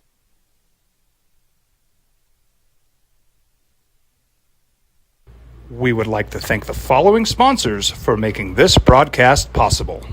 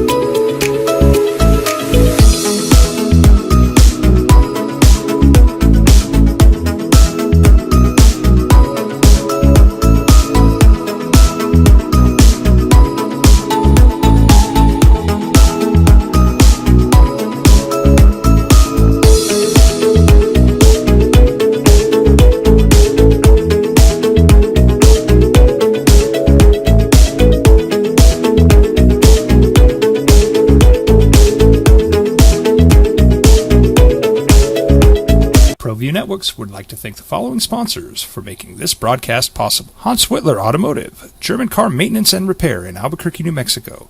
Call 505-294-7684 or visit HansWhitlerAuto.com.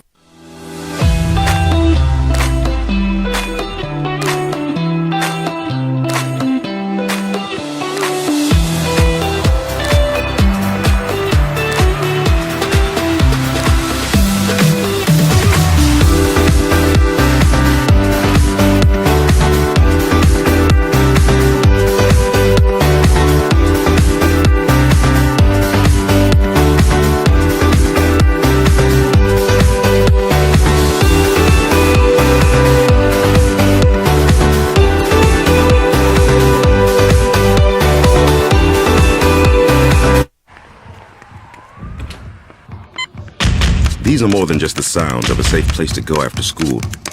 These are the sounds of interest being ignited and of mentors making an impact.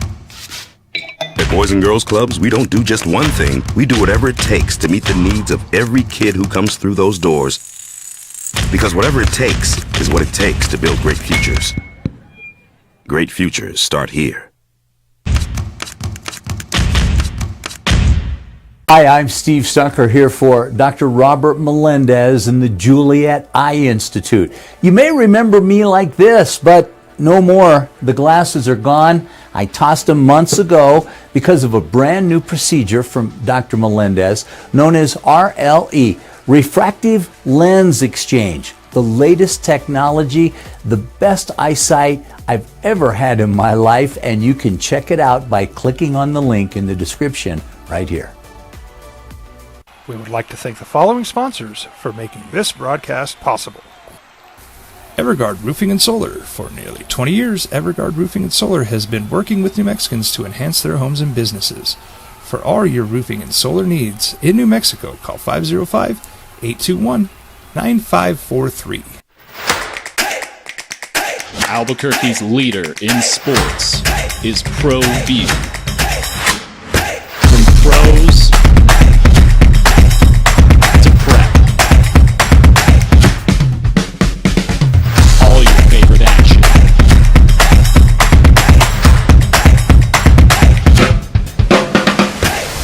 All your favorite talk shows.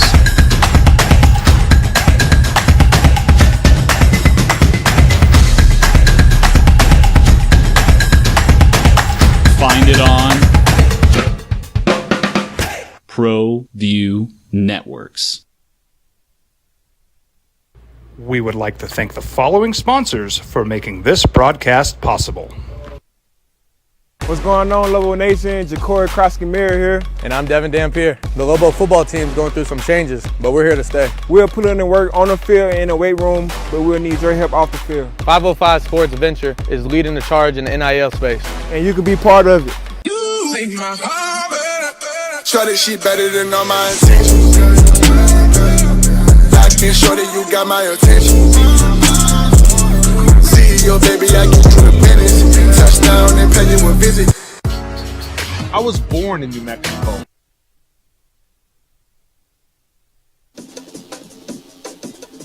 No, bell schedules are changing. Yeah. Big topic of conversation in the morning. Up in Idaho, they're going to 4-day school or 4-day work or school weeks. Oh, I was like 4-day work week. Sign me up. Yeah, right. Let's go. Apparently, up in Idaho, they voted in one of their cities up there to go to 4-day school weeks. That's a big thing, especially in rural areas.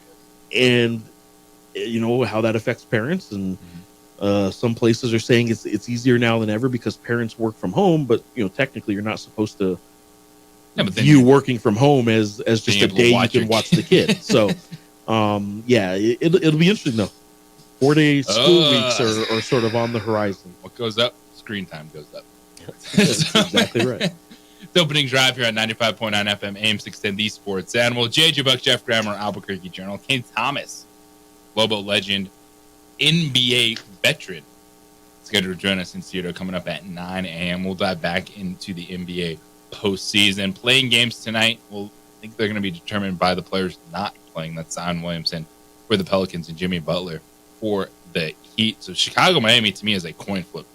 The way DeMar DeRozan and Kobe White are playing going into that game, and I like the Kings to carry the momentum over from ending an era in Golden State. But what are the odds? A couple things popping out, and this is what's going to happen. It's been smokescreen season for a while in the NFL. Next Thursday night, it's the first round of the NFL draft.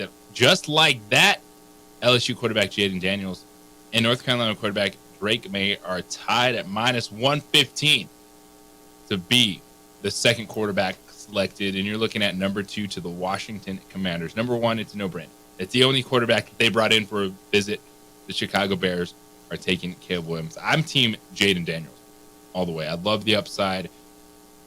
He's the first quarterback over the last few years that I legit agree with Lamar Jackson-like comparisons, the physical traits. He's a better thrower of the football than Lamar Jackson was coming out of Louisville with that athleticism. Cliff Kingsbury as an OC. Go back to Kyler Murray's rookie season. it was pretty good. Now, Cliff Kingsbury, the head coach, didn't quite work out as well, but I take my chances with Kingsbury and Jaden Daniels at number 2 for Washington. And then the big question is the Patriots. They are not good. They haven't been good offensively since Tom Brady left. And they had that one push Mac Jones rookie year where they got to the playoffs, and then they couldn't figure it out. So do you take a quarterback, or do you just build and then see what happens next year? I don't think it's crazy if they sat there, took Drake May, and then let him sit for a while. Jacoby Brissett, go out there, do your thing, because it's a complete rebuild transition time for the New England Patriots. And then, there's J.J. McCarthy in this conversation. I think, too, you have to, if you're the Patriots and you can get your quarterback now in the post-Belichick era, you go ahead and try and get him now. But, man, the quarterback's not going to help them right now. So you better be patient, and I don't know how patient New England fans are going to be.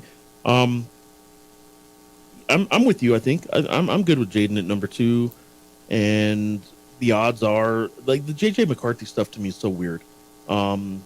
It seems like if he was, what's he on the board right now at number 4?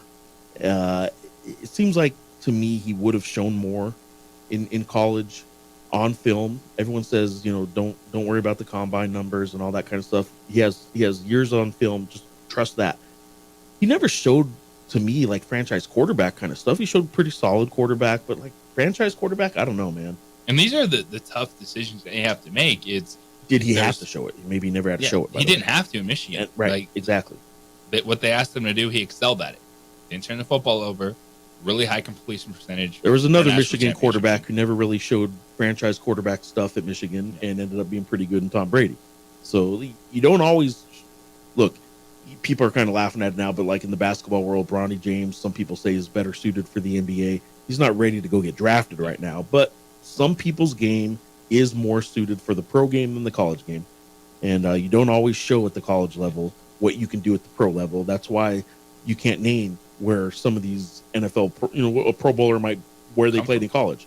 It's because you didn't hear about them in college sometimes because the NFL game suits them better. And sometimes you do keep developing. But J.J. McCarthy, to me, doesn't seem to be on the same kind of level as maybe I just don't see him as a potential top 4 level quarterback. And he's going to be a top 10 pick. And that's, the challenge of the draft. That's why it's an inexact science, because there's the projecting of it. We're going, all right, if you take this guy out of situation A in college, put him here with NFL talent, what is he going to be? And then you also can't just look at someone and go, oh, he was awesome in college, threw for 6,000 yards. And then you also do, well, who were they playing? So that's the balance you have to have, is maybe able to see the future, which is impossible, but you have to try to pretend to. And you can't over-evaluate or at the same time under-evaluate because of, as you said, where these guys played. I think you have to be honest with yourself and your staff, too, about where your staff is, because I'm not trying to claim this as my own. I heard someone on sports radio say this, and I can't remember who. So I'm not going to say who it was, but they basically said more NFL quarterbacks are ruined than made. Yes, 100%. And you better have a staff that's going to develop a player. And if you kind of don't, and maybe that's a little weakness for you, maybe you go the other route and build up, load up on draft picks and build up the defense, build up all this other stuff, and maybe get a veteran quarterback or a quarterback that maybe is just a little more ready to play. But if you know you're not capable of developing one of these young, potential heavy quarterbacks, then don't do it. Time frame. Exactly. You don't get time to develop quarterback because that's true. Of how important the position is in the sport of football. Absolutely. Everyone's clamoring for it, so it pushes guys up like J.J. McCarthy, Michael Penix, Bo Nix.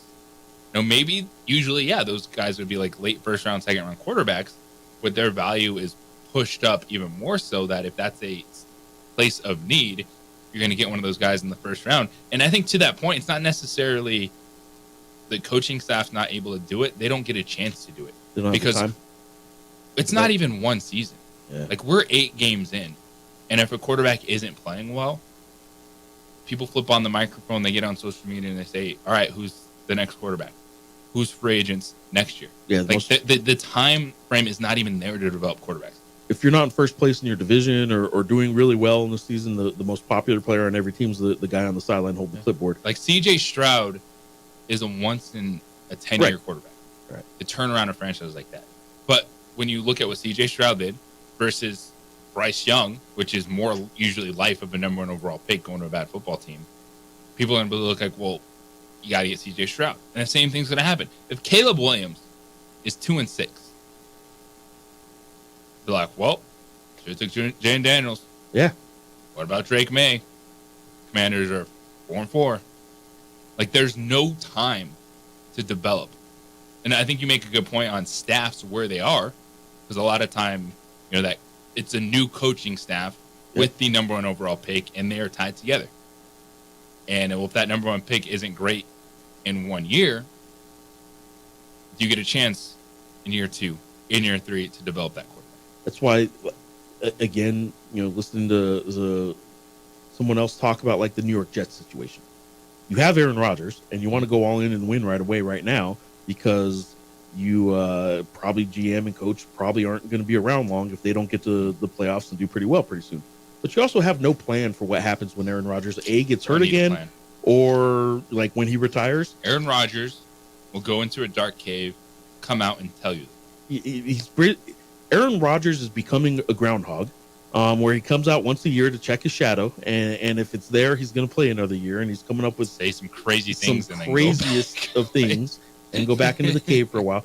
But I just think that drafting a quarterback in the NFL has sort of become the whole make or break of your entire franchise, and that's why when you're the 49ers, who I am a 49er fan, and you get lucky where you did miss on your big time quarterback draft pick, Trey Who, and when you do miss, the ability to survive that is so rare in modern NFL football right now. I think that's why I've enjoyed. Not that's why I've enjoyed them, because they're my favorite team.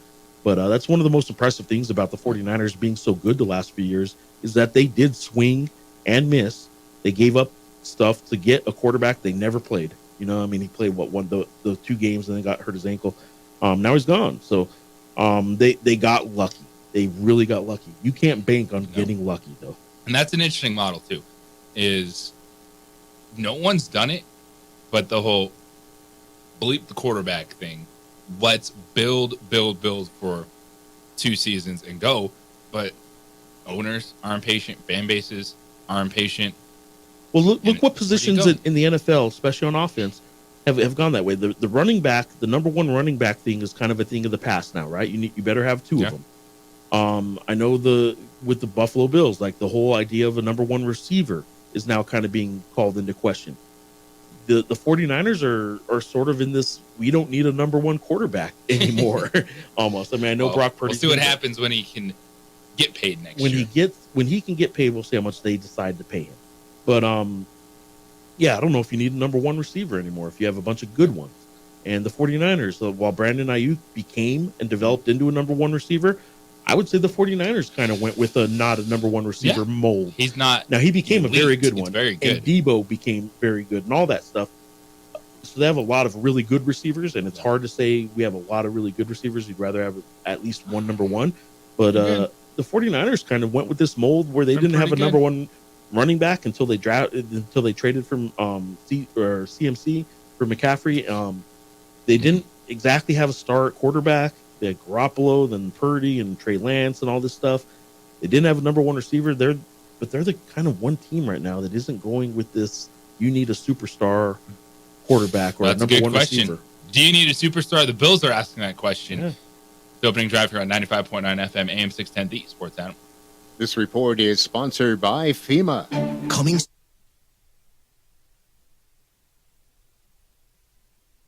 We would like to thank the following sponsors for making this broadcast possible. If you're drunk, blasted, intoxicated, rip, plastered, destroyed, bruh. If you're like this, you shouldn't be driving. I was born in New Mexico. I grew up on these streets. I got in trouble here, and I fought my way back in boot camp. I love New Mexico, especially the people. Now I'm using my training, tenacity, and energy to fight for you. I'm Adam Oki, lawyer, fighter, and New Mexican. I was a local athlete here in New Mexico, so I'm proud to support your local athletes.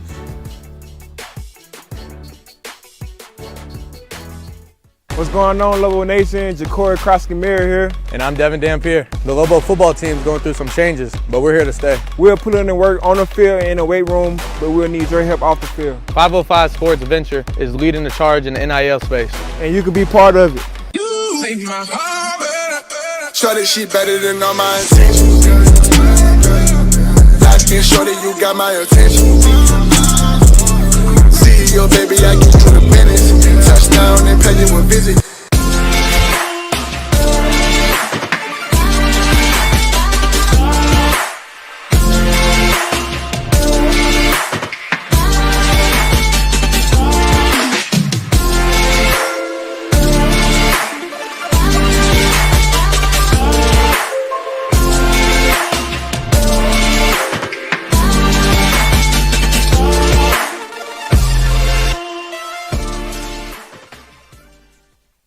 These days, it's important to know people and businesses you can trust. There's a lot of places where you can buy a vehicle, but there's only a few local dealerships where you'll find honest people who have your best interests in mind. And Fiesta Kia is one of them. We've been helping our neighbors save money and drive dependable cars for years, and we'd love to help you. With new Kias arriving daily, you'll love our selection and the peace of mind you'll get driving a Kia from Fiesta. So stop by and see us today at Fiesta Kia on Lomas, or just start driving now at fiestakia.com. Teenagers love a party, especially during prom and graduation season. Often, alcohol is involved. Some parents think that hosting a party with alcohol in their home will keep the kids safe, but it's wrong and it's illegal. As a parent, to allow your teenagers' underage friends to consume alcohol on your property is a felony. Parents who host lose the most. Don't be a party to teenage drinking. This is a program of the Drug Free Action Alliance. For more information, go to burnco.gov/do-not-host.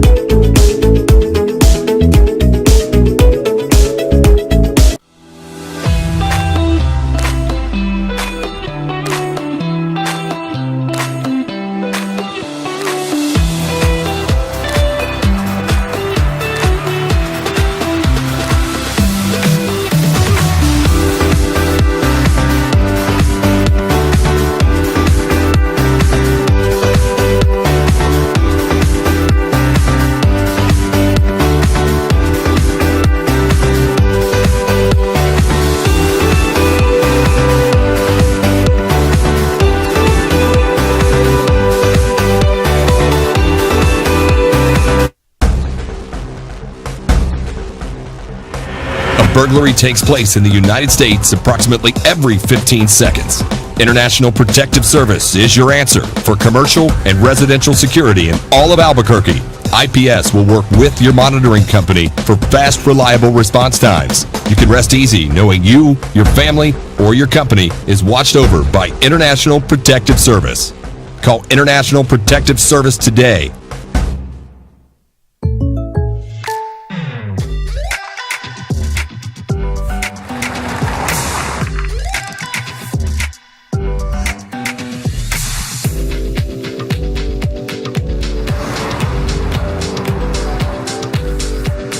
Your surprisingly great rates? Contact your local State Farm agent today. If you want the real deal, call State Farm agent Marty Size in Albuquerque today. Like a good neighbor, State Farm is there.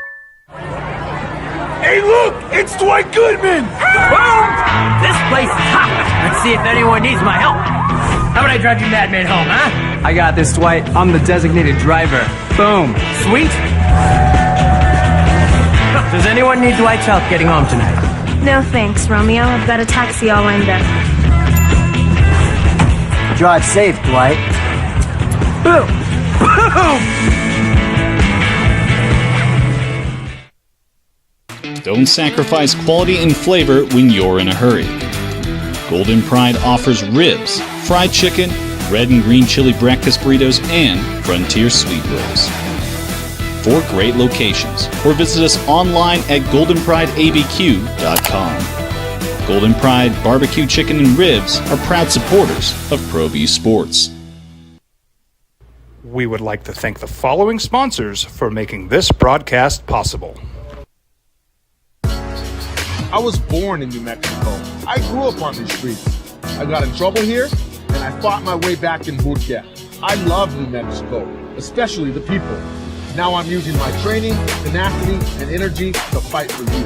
I'm Adam Oki, lawyer, fighter, and New Mexican.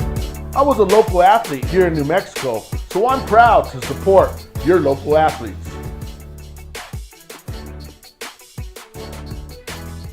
What's going on, Lobo Nation? Ja'Cory Krosky-Miller here, and I'm Devin Dampier. The Lobo football team is going through some changes, but we're here to stay. We'll put in the work on the field and in the weight room, but we'll need your help off the field. 505 Sports Venture is leading the charge in the NIL space, and you can be part of it.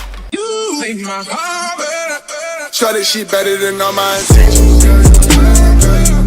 Last me, shorty, you got my attention. CEO, baby, I get you the business. Touchdown and pay you a visit.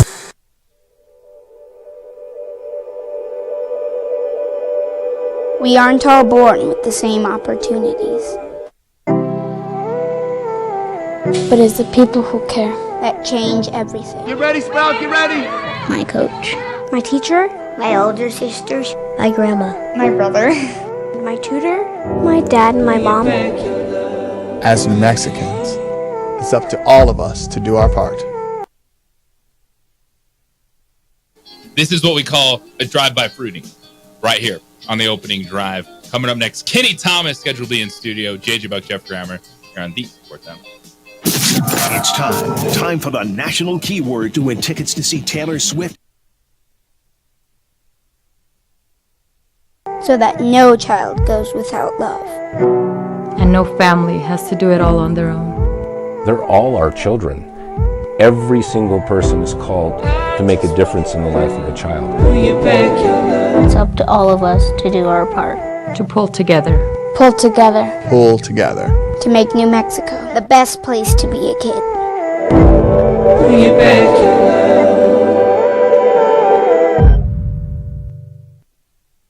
We would like to thank the following sponsors for making this broadcast possible. Hi, I'm Steve Stunker here for Dr. Robert Melendez and the Juliet Eye Institute. You may remember me like this, but no more. The glasses are gone. I tossed them months ago because of a brand new procedure from Dr. Melendez known as RLE, Refractive Lens Exchange. The latest technology, the best eyesight I've ever had in my life, and you can check it out by clicking on the link in the description right here.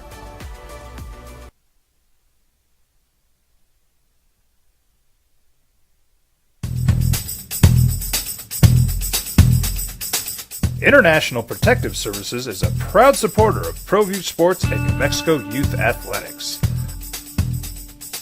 IPS provides residential and commercial security services in the Albuquerque metro area. For more info, please call 505-897-2420 or visit internationalprotectiveservice.com. Hi, I'm Steve Stunker here for Dr. Robert Melendez and the Juliet Eye Institute. You may remember me like this, but no more. The glasses are gone. I tossed them months ago because of a brand new procedure from Dr. Melendez known as RLE, Refractive Lens Exchange. The latest technology, the best eyesight I've ever had in my life, and you can check it out by clicking on the link in the description right here. I was born in New Mexico. I grew up on these streets. I got in trouble here, and I fought my way back in Burquia. I love New Mexico, especially the people. Now I'm using my training, tenacity, and energy to fight for you.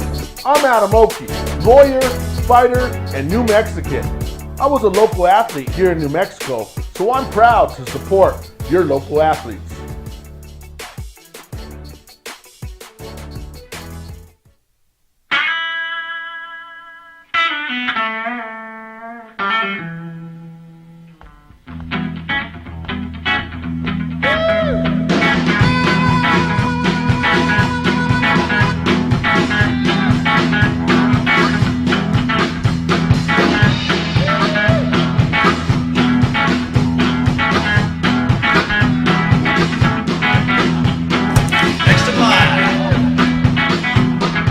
Rudy's is a proud supporter of ProView Networks.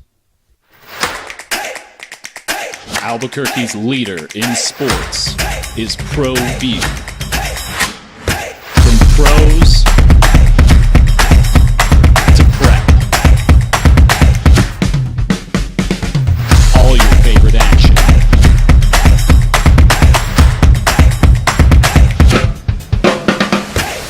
All your favorite talk shows.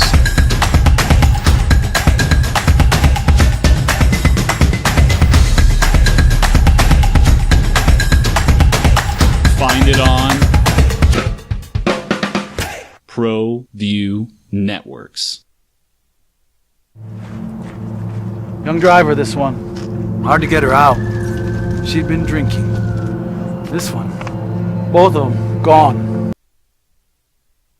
9 FM and AM 610. The Sports Animal. Well, it officially starts tomorrow, the NBA postseason. The play-in tournament wraps up tonight. And how about those Sacramento Kings? Ending an era. All the questions now for Golden State. This is why you my man. As soon as I walk in, you start right away. You start talking about my squad, man. See, that's nice. That's nice. I appreciate that, bro. Well, you got to be talking about the Kings because now all of a sudden, what they've done is they have the Golden State Warriors asking, can we be this team anymore? Can we even bring Klay Thompson back?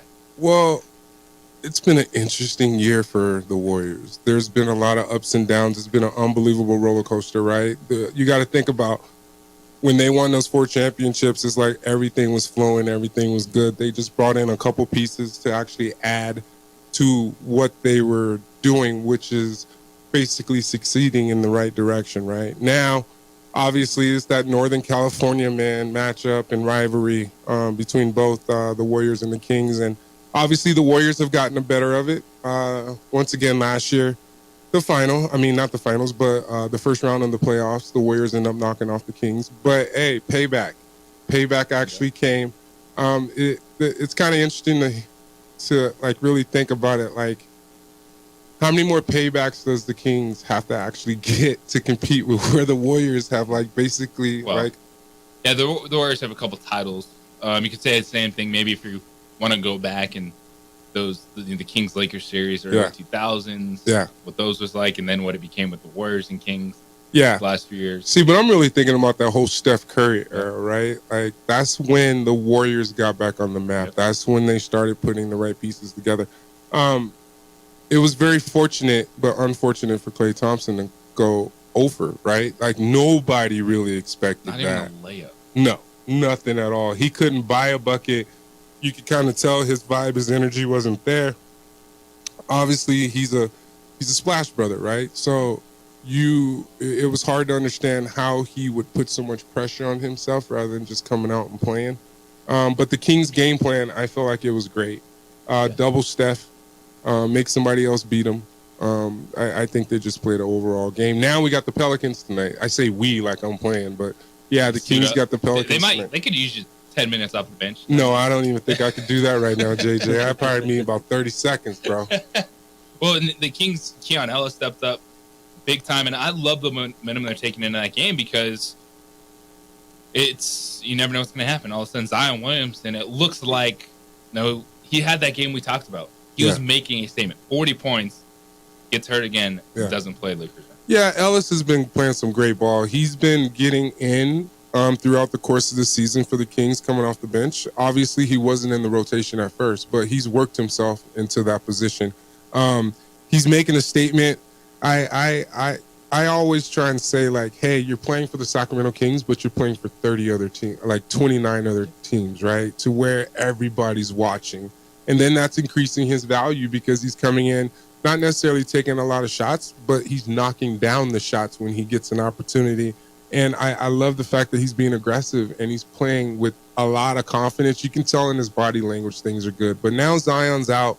But even throughout the regular season, you got to keep in mind that the Pelicans had the Kings' number regardless without Zion, right? So, and the Kings are playing on the road. They got to go down there and, like, get a big win. But the way that the Kings are playing right now, Jeff, I know you would agree, man. From the standpoint of the energy and the excitement right now, it's either lose or go home, right? You're not playing in a 7-game series. I'm all in on the Kings on winning this series. Like, we talked about it a little bit earlier about with OKC. I am a believer that for some reason in the NBA, you kind of have to, you get to certain points and you pass the next step. The Pelicans, to me, aren't ready to take that next step. The Kings did it last year. They kind of got they introduced themselves to the NBA world saying, look, this is how good we can be. Now they're ready to take that next step and win a series. And I think they're about to do it. Kings over Thunder. Ooh. What you're saying? Ooh. Kings. Watch it. That's a 1-8 matchup. If the Kings win tonight. See, and I'm trying to sucker you in. Say whatever you want. I'm just kidding. They would be going into the 1-8, huh? Yeah. I wasn't thinking that. Oh yeah. They'd be competitive. Be competitive. See, the crazy thing about it is that I feel like it could kind of go either way because think about OKC's young, and out of control. You got the Kings that are a little bit older, right? Got a little bit more discipline, but they've never been there. And OKC's really never been there. So, and last year though, the Kings kind of were there. Like they kind of got a taste of it last year, right? They were a 3 seed though. They were a 3 seed last year, right? Like that is beyond expectations of like what the Kings were supposed to do last year, right? Now it's a whole different situation, right? Because I was hoping that they would be a 1-6, but now they're having to play 2 games to get in. Well, what I said earlier before you were here was that I don't see OKC coming out of the West because I just think they're too young and they haven't been there. I think in the NBA you kind of have to be there to then be there the next year, to take that next step the next year. But man, do I think the Kings can beat OKC? Yeah, I think they could, but man, would I predict that? Why not? Yeah. I'm going for it. Well, first off, fellas, we got to win tonight. Yeah, no, right. New Orleans sitting there like, we still got something. See if what Brandon Ingram, CJ McCollum can do. I mean, CJ McCollum, if you saw him against the Lakers, he played like crap. He played like straight crap. Well, they were just all sitting there watching Zion go off. I don't see, and then what's Zion? Once again, he's like a Sabonis. Can't knock down a 15-footer, right? So it's always... Whenever I see like a Sabonis, or I probably shouldn't be saying this, Mike Brown, please forgive me. When I see like a Sabonis or a Zion, I'm playing back off of them, and I'm gonna try and anticipate which direction they're gonna go. And then if I anticipate that direction, which I feel like I was pretty damn good at, I would take a charge. And then I'm not saying take charges all the time. I'm saying random moments throughout the game, I'm going to get a couple of those calls because those guys are just not trying to look at the jumper. That's my opinion on both of those guys. So when it comes to the situation with the Kings and the Pelicans tonight is ultimately what I was getting at. Sabonis, he's going to have to take that 15-footer to a certain extent. And it's going to open up a lot. But if you knock down a couple, it's going to make it be honest, right? It changes the game. I want to hijack this. I'm not going to. I'll talk to you off air a little bit. You already said. But I want to know, did you ever play against Arvydas Sabonis? Yes. Okay. In Portland. Yeah. Yes, I played against his dad. So we all have. I'm old, man. I know, right? We all have random, like, kind of who are some of your favorite players in all sports. Arvydas Sabonis to me is a really random. Why would a kid growing up in New Mexico love Arvydas Sabonis? Yeah. I don't even know why. But he's one of my favorite players of all time. I could see why. He's Jokic though. Yes, you see. This is why I like you, man. You just read my mind because I was about to be like Denver Joker. Yeah. Like if he got here healthy, slow as hell. His knees didn't work. Can barely move, but Sabonis, but his dad could shoot. Yeah, he could shoot. So it's like where where. See, but you got to get in the off season and work on that jumper, right? Yeah. Like you gotta shoot a significant amount of shots to where it's there. Even if it's a couple hundred a day, man, this is your job. This is your living. So the vision Arvydas had. Ooh, he could see everything. That's one of the stories you hear. I didn't get a chance to watch a lot of Arvydas Sabonis, but when you look at the NBA hardwood classes, man, you were like 5, weren't you? Yeah, I was. He's a player that they talk about if he'd been here healthy, if he'd been healthy, he would have been that much better too. But it was the Joker before the Joker. Yeah, like just that style of play. And he didn't get to the NBA until his knees, like he couldn't bend at the knees anymore. Yeah. He could hardly bend over. But he was fun to watch, man. Man, it's so crazy you bring up like people like him. Like I played against some of the most unreal guys that I've seen grow up, man, and just being able to like touch some of those guys. It might sound bad, but I might be one of the biggest groupies ever. And during my 11-year career in the NBA, I collected and got a lot of different things. Well, right when you were playing too was right when like the international players started coming. So, he came late, but it was probably a little bit like you probably came a little bit after. Like Detlef Schrempf was really good. I played against Detlef. So like guys like that, like.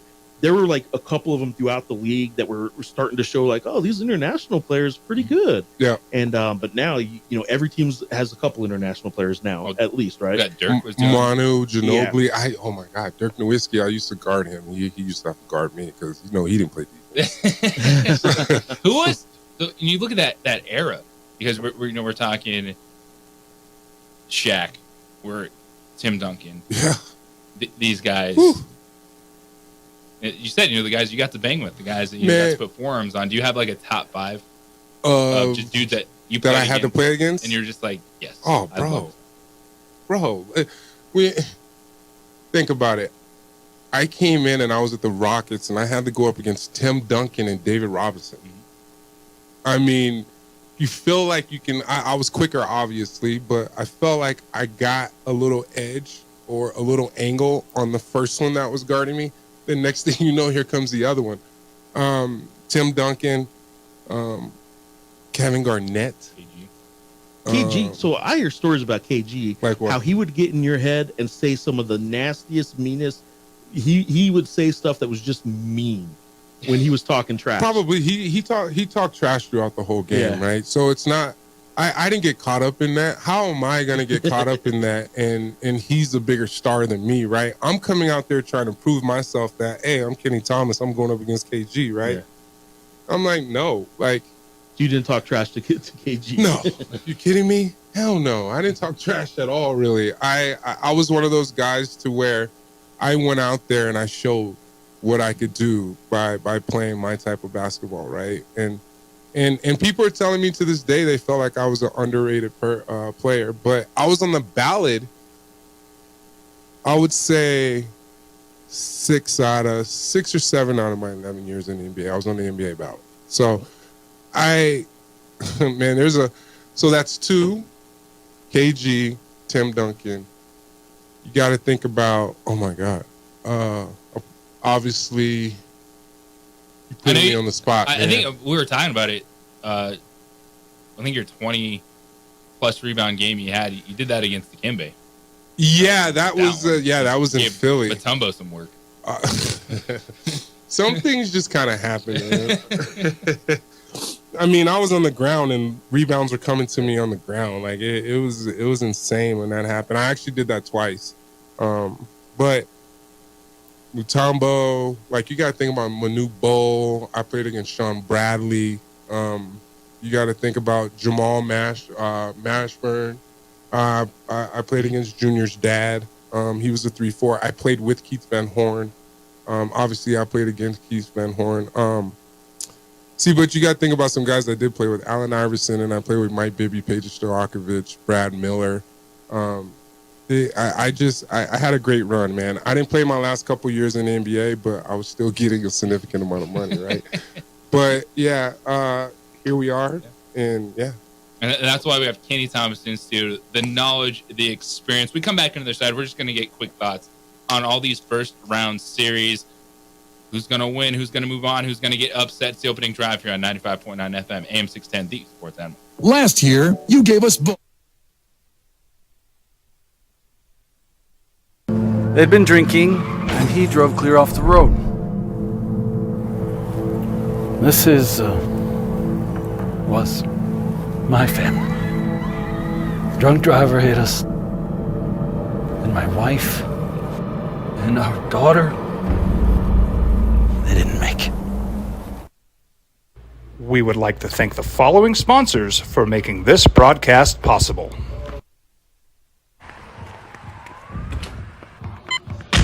These are more than just the sounds of a safe place to go after school. These are the sounds of interest being ignited and of mentors making an impact. At Boys and Girls Clubs, we don't do just one thing. We do whatever it takes to meet the needs of every kid who comes through those doors. Because whatever it takes is what it takes to build great futures. Great futures start here.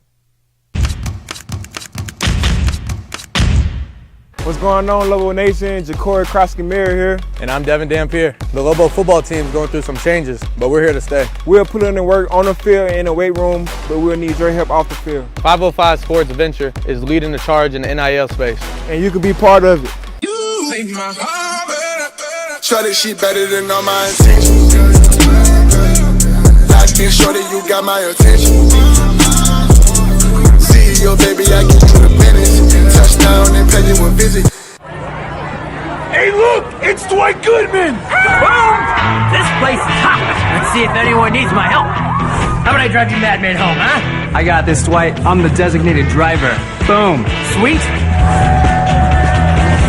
Does anyone need Dwight's help getting home tonight? No thanks, Romeo. I've got a taxi all lined up. Drive safe, Dwight. Boom! Boom!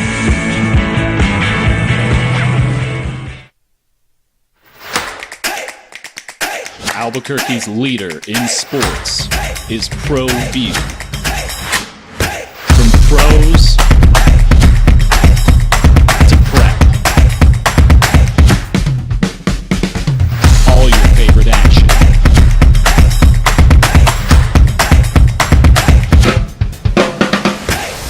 All your favorite talk shows.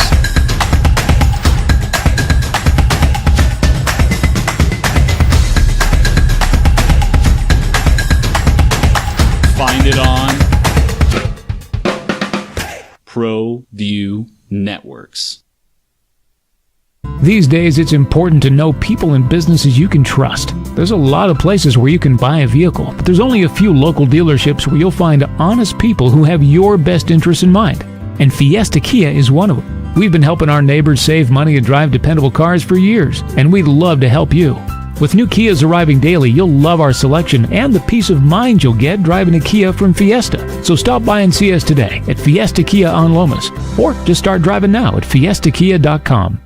What's going on, Lobo Nation? Ja'Cory Krosky-Miller here. And I'm Devin Dampier. The Lobo football team is going through some changes, but we're here to stay. We'll put in the work on the field and in the weight room, but we'll need your help off the field. 505 Sports Adventure is leading the charge in the NIL space. And you can be part of it.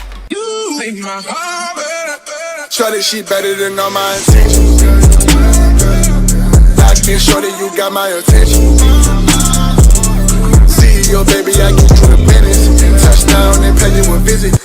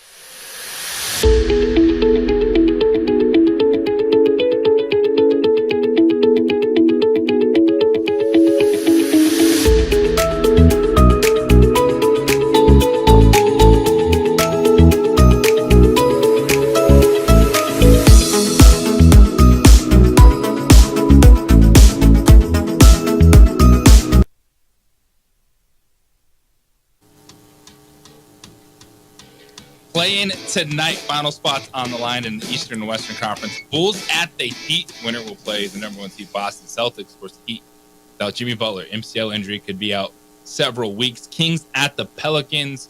Zion Williamson not there for New Orleans. Winner of that one will play the top seed Thunder. JJ Buck, Jeff Grammer, Kenny Thomas with you here on the opening drive. And let's hit it.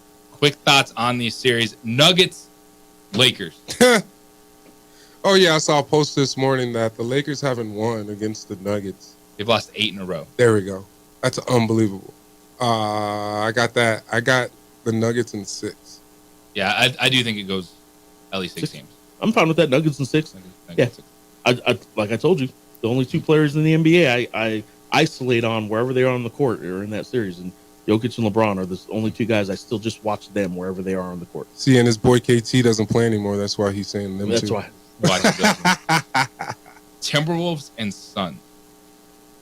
They got the number 1 rated defense in the league, Minnesota, going against the Phoenix Suns, who, even with the ups and downs that they've had, players in and out of that lineup.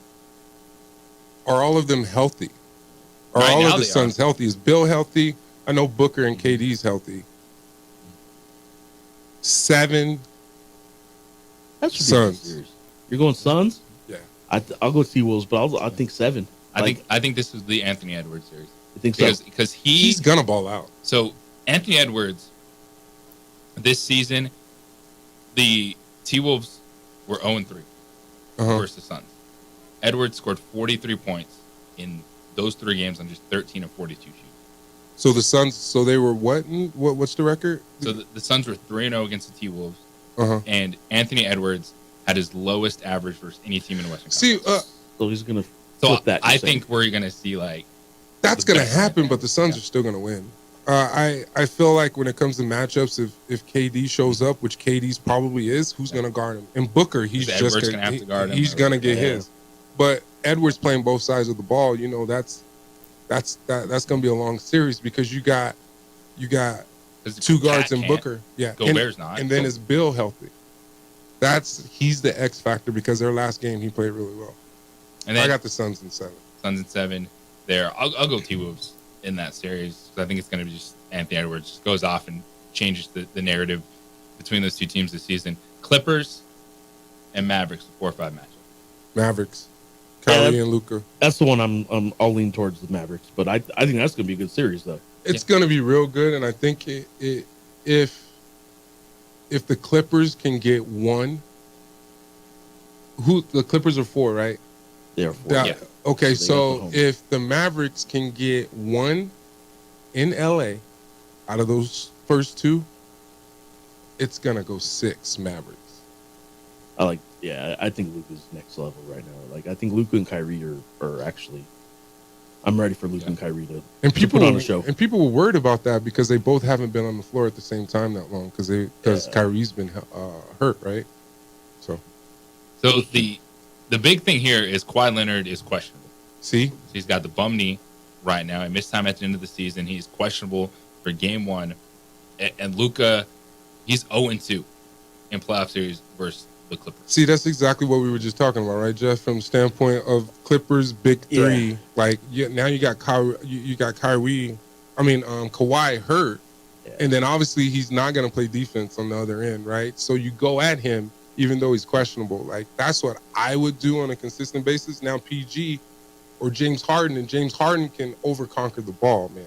So, yeah, I'm curious to see what James Harden, if he reverts, if that's the right word, if he reverts to old James Harden, because he's been playing nice with others. You know, he's been playing nice James with others. Harden and Kyrie Irving are playing so much better than people expected them to in these situations. But you made a good point. We'll see come playoff time when things tighten up a little bit and it's win or go home kind of mode, how much the individual players sort of revert to their old ways. Trust me, being in the playoffs, it's opposed to the regular season, it's that type of stage, man. Being in you're on ABC, TNT, you're like all those games are televised. So you show up and you show out. So all right, the Eastern Conference. So your Philadelphia 76ers. They won. They're going to play the New York Knicks, the 2-7 matchup. And by the way, you know who's talking? Well, how about 76ers backup center Paul Reed? He says, we ain't ducking no smoke, but yeah, we wanted the Knicks. Yeah, of course. I saw that. I mean, he's supposed to say that. Confident, You better say that. Confident, not confident, even though if you're hiding it by saying it, you're supposed to say something like that. And I feel like that series is going to be very interesting because you got the Knicks that are playing some great ball, but Julius Randle's out, which is, I feel like he was a key factor. But they got some young guys over there. You think about my Sixers, Joel Embiid, he's healthy. Tobias Harrison's playing pretty good right now. You got Maxey, that's playing some great ball. So I got to go with my Sixers and 7. Sixers and 7? Yeah. I don't even think it goes 7. I like Philadelphia, but I don't think it goes 7. What do you think? You think it's like 5 or 6? Yeah, 5 or 6. I don't know, man. That Knicks squad is playing some good ball It's right an now. interesting dynamic because I like Nick Nurse too, by the way. Yeah. That's a new Can that piece be- to the puzzle, And right? it's with Embiid. And when you look at the Miami game, they're down 14 points. Yeah, that's until what I'm saying. Jimmy They Butler barely got hurt. won. Yeah. But it was kind of their strategy was kind of get by with Embiid and then let him explode in the fourth quarter. Yeah. And can you do that now in a 7-game series where you know the knee, it's there, he's not 100%. But are they good enough to kind of stay in a game and then let Embiid take over in the fourth quarter? Well, Joel Embiid's going to have the ball in his hands regardless, right? I don't care if he's in the post or if he's trailing and coming down. If he's trailing, coming into the flow of the offense at the top of the key, there's multiple ways that he gets the ball. It's kind of like Joker, right? It's the same dynamic. I agree with you. Is he going to be able to hold up injury-wise? Is he going to be able to go the distance if they end up going 7 games just in this first series? I might have to agree with Jeff. I do see the Sixers winning in probably about, I would say 6, but I didn't want to overdo it, right? Because of the situation with their health. This one, to me, is a fascinating matchup. Is Bucks-Pacers. Giannis, he's out. We know he's not playing the start of the series, but Indiana's all gas, no breaks. 123.3 points per game, led the league in scoring, 24th ranked defense. Yeah. So that's going to give Milwaukee still a chance without Giannis. Because if it's Dame time again, this is going to be all the buckets. But that's what got the coaching change. Yeah. That's what got Doc Rivers the job. Yeah. Is because the Pacers were lighting up the Bucks, and they're just 1-4 against the Pacers this season. Now, Milwaukee hasn't played Indiana with Doc Rivers as a coach, but Giannis being out, even with Giannis, man, I think the Pacers can pull this series I out. totally agree with you. I see the Pacers probably winning this in 6, to be honest. Dame's going to show up and show out like he does. I feel like the way Indiana and Halliburton, how they're playing right now, they're playing with a lot of energy and a lot of passion. I wouldn't want to see the Pacers right now if I was anybody in the Eastern Conference, because I feel like in a 7-game series, they can come in and beat anybody in the Eastern Conference. Yeah, and they're a team that I think it's an underrated move. You know, Pascal Siakam is a dude that can play from much 2 through 5. He knows what it takes to win at a high level, being in Toronto when they were, before the last couple of years. Yeah. And that's one of those things. And that's a player that can make a difference in the postseason. Obviously, because he's long, athletic, versatile. He can do a lot of different things. That's where Indiana's nice, because during the flow of the game and transition, it really doesn't matter who gets involved. You got their big guy that's playing some great ball too. I forgot his name. Miles Turner. Yeah, he's playing great. I didn't expect him to be the kind of player that he is right now, to be honest. But I feel like when things are going well, it's kind of contagious, and then you get more confidence, which is good. And I don't want to see I wouldn't want to see the Pacers. So I got the Pacers in that series in like 6. I like the Pacers too. I think Milwaukee does win a couple, so probably 6 or 7. The as a Portland Trailblazer fan, like the Dame Lillard thing, he'll end up with a couple 40-point games, you know, and he'll look great, and he seems to do it in games. And I don't know how much of this is on him and how much of it's him taking over because nobody else is stepping up. But he does it in games when nobody else on his team seems to step up, right?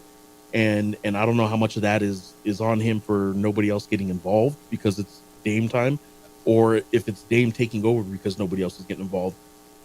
There were games where I questioned, like, okay, I'm glad Dame went for 45, but sure would have been nice if anybody else would have got involved too. And I wondered how much, as a Portland fan again, how much of that was Dame just sort of taking over more than he should. If you're hitting the shots, man, it's hard to blame the guy, especially when it's come to fourth quarter playoff time.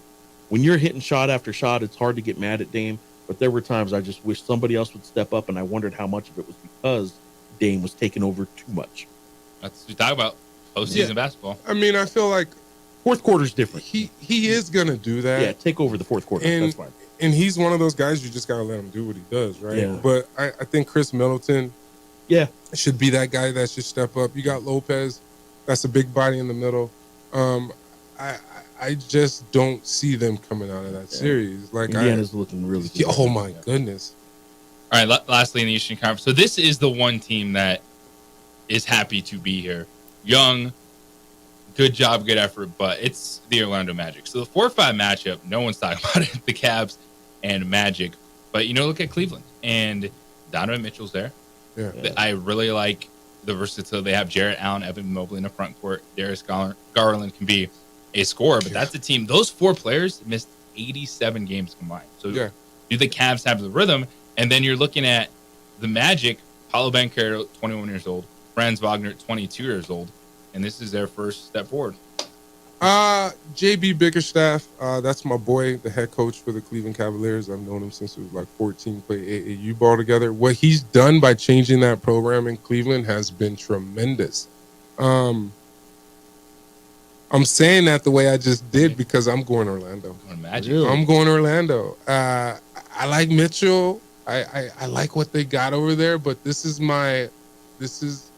Cleveland's supposed to win, but I think the Magic can take this series in 7. I'm going Cleveland. I think they're supposed to win. I think they will. I 4-5. I don't like Orlando at all in this one, but I think they're happy to be there. Okay, so on X, you got to hit me. All right. With all these, once these play out, we got to communicate. Well, you're going to be in the studio. We'll be talking about it all. Playoffs long. The Magic. So Paolo Banchero, he's that dude. He is. ISO buckets. He's going to get it. Franz Wagner. They're young. Orlando, really good defensive metrics, not great offensive metrics. Defense, that's why I said it. I'm old school, man. And you're going to have to close these games out with defensive possession. Without a doubt. Once again, I don't see Orlando. I don't think they can. I think they can win, but Cleveland is supposed to win. But I'm going with Orlando for an upset. All right, and did want to throw this at you before we let you go, KT. Someone on the text line did ask about what do you think about Rasheed and Ben Wallace? That's great. I played against both of those guys at the same time. Once again, it's the same thing like Tim Duncan and David Robinson. You got Rasheed that is guarding me, and the next thing you know, Ben Wallace that's Big Ben. He's the shot blocker, right? So he comes out of nowhere. And then having to guard both of those guys in Detroit when they were on that run, those guys are a little intimidating to a certain extent. Like when you asked me the question about who, like a group of guys or guys like that, I was that Detroit team. They were some serious bullies, and Rasheed is the guy that turnaround jumper that he had late, especially late in his career. He was so high. The release point was so high. There's nobody stopping that. Only thing I tried to do is get a hand in the face to where he couldn't shoot it and to where he couldn't see. And then that was even hard because he used to turn both ways. And I think he used to turn both ways. And then I really couldn't start to put my hand there because what if he didn't shoot it? And there was times where I got caught with my hand in the cookie jar. And then he'll freaking go by me, or it's a foul, right? He was one of those guys. And then Ben, I mean, he didn't score, but it was all defense. But but help-wise, he was always the guy that was cleaning up on the weak side because you had the double Rasheed, and then there's only 5 guys on the floor, right? And that turnaround, though, that release point was so high. I don't remember seeing anybody ever really defend it. When he was hitting that, if he was on a good roll, hitting that turnaround jumper, he was pretty dang good, too. I totally agree. Kane Thomas, you got the wine in stores. You're a busy man. What else you got going on? Man, my Memorial Day tournament is coming, basketball tournament. Last year, we had about 225 teams. Now we're looking upwards of 250 teams. We're going to be all over the state. I mean, all over Albuquerque. Last year we had 22 gyms. That's Memorial Day weekend. March, that Friday or Saturday, I want to say the 24th, with the Sletta, we're having a country concert that's just been added to our programming for Memorial Day weekend.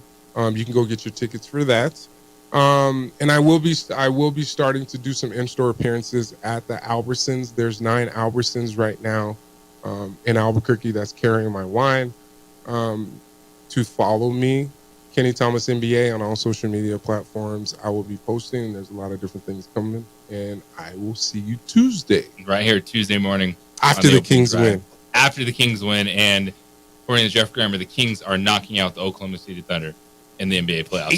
8-1. It is the opening drive here on 95.9 FM, AM 610, the Sports Animal. Learn life-saving CPR skills at the Pit since the collapse of... We would like to thank the following sponsors for making this broadcast possible. A burglary takes place in the United States approximately every 15 seconds.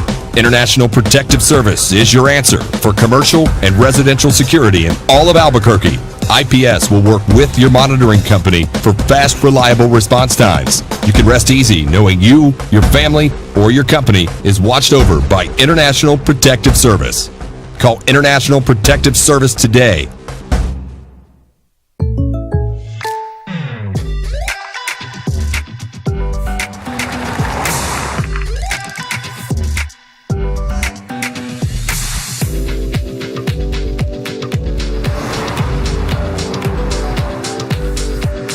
Your surprisingly great rates? Contact your local State Farm agent today. If you want the real deal, call State Farm agent Marty Size in Albuquerque today. Like a good neighbor, State Farm is there. Don't sacrifice quality and flavor when you're in a hurry. Golden Pride offers ribs, fried chicken, red and green chili breakfast burritos, and Frontier sweet rolls. 4 great locations, or visit us online at goldenprideabq.com. Golden Pride Barbecue Chicken and Ribs are proud supporters of ProView Sports. If you're drunk, blasted, intoxicated, ripped, plastered, destroyed, bruh. If you're like this, you shouldn't be driving. Young driver, this one. Hard to get her out. She'd been drinking. This one. Both of them gone. They'd been drinking, and he drove clear off the road. This was my family. Drunk driver hit us. And my wife and our daughter, they didn't make it. Hi, I'm Steve Stucker here for Dr. Robert Melendez and the Juliet Eye Institute. You may remember me like this, but no more. The glasses are gone. I tossed them months ago because of a brand new procedure from Dr. Melendez known as RLE, Refractive Lens Exchange. The latest technology, the best eyesight I've ever had in my life, and you can check it out by clicking on the link in the description right here. Hi, my name is Daniel Chavez, and this is my business partner, David Chavez.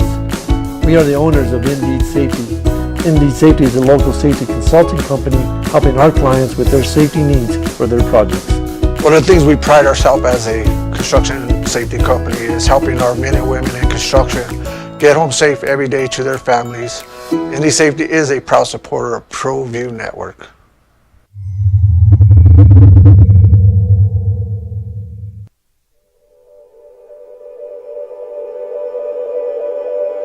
We aren't all born with the same opportunities. But it's the people who care that change everything. Get ready, Sprout, get ready! My coach, my teacher, my older sisters, my grandma, my brother, my tutor, my dad, and my mom. As New Mexicans, it's up to all of us to do our part. So that no child goes without love. And no family has to do it all on their own. They're all our children. Every single person is called to make a difference in the life of a child. It's up to all of us to do our part. To pull together. Pull together. Pull together. To make New Mexico the best place to be a kid.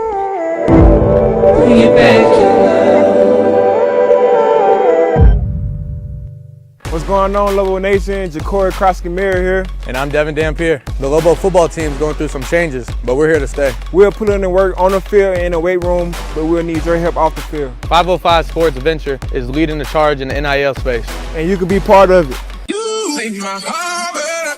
Shorty, she better than all my intentions.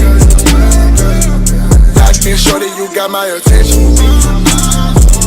See your baby, I get you the business. Touchdown and pay you a visit.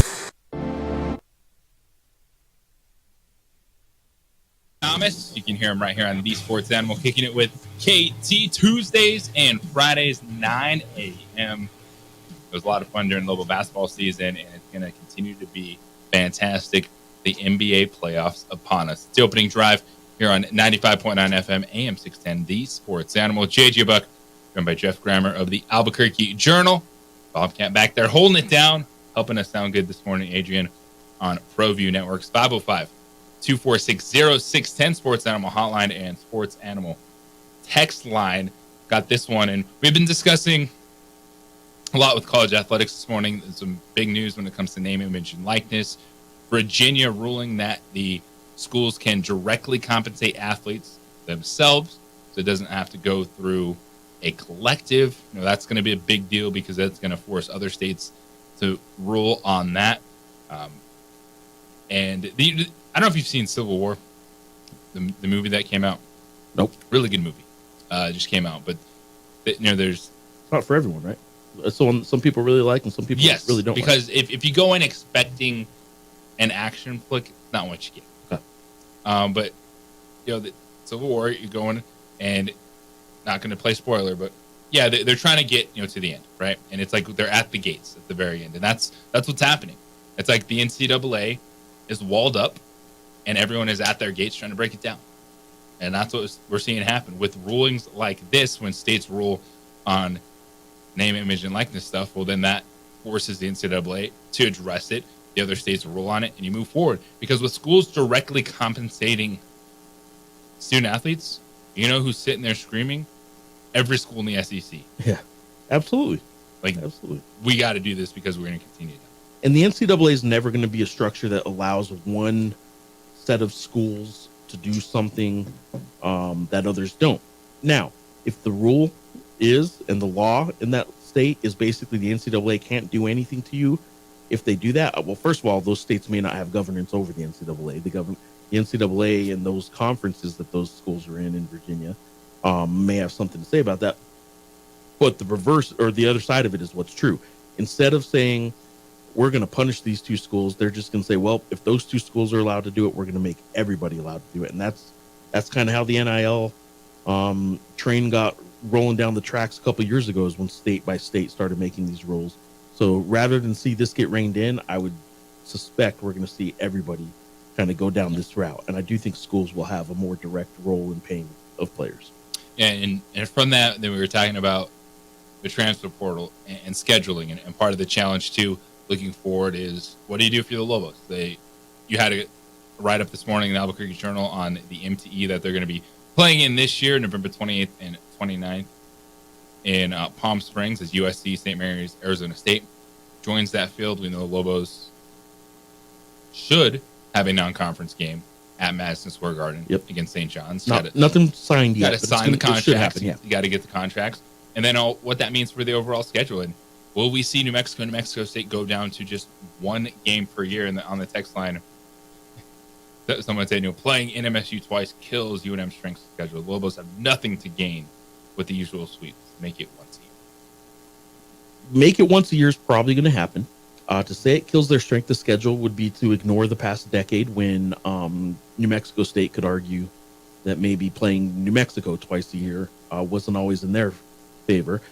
But what New Mexico has to gain by playing New Mexico State twice a year is one guaranteed home game every year that's going to be 14 to 15,000 fans. Again, over the past decade, they would certainly have taken that in some of those years, in a lot of those years. So, what they have to gain is some finances and not one of their worst scheduled games of the year in terms of computer rankings.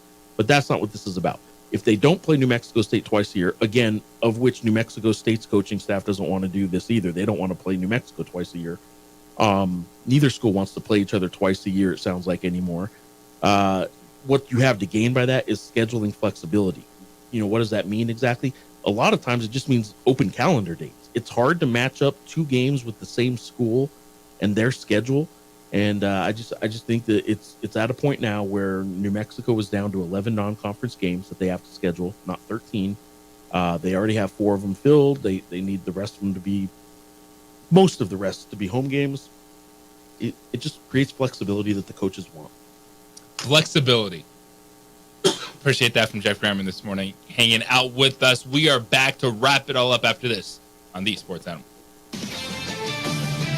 This is Bill Ryder with a Sports Minute.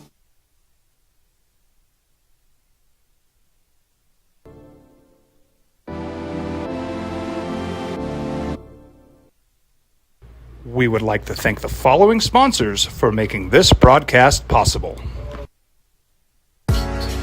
I was born in New Mexico. I grew up on these streets. I got in trouble here, and I fought my way back in boot camp. I love New Mexico, especially the people. Now I'm using my training, tenacity, and energy to fight for you. I'm Adam Oki, lawyer, fighter, and New Mexican.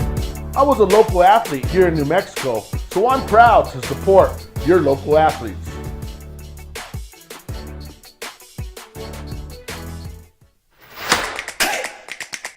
Albuquerque's leader in sports is ProView. From pros to prep, all your favorite action.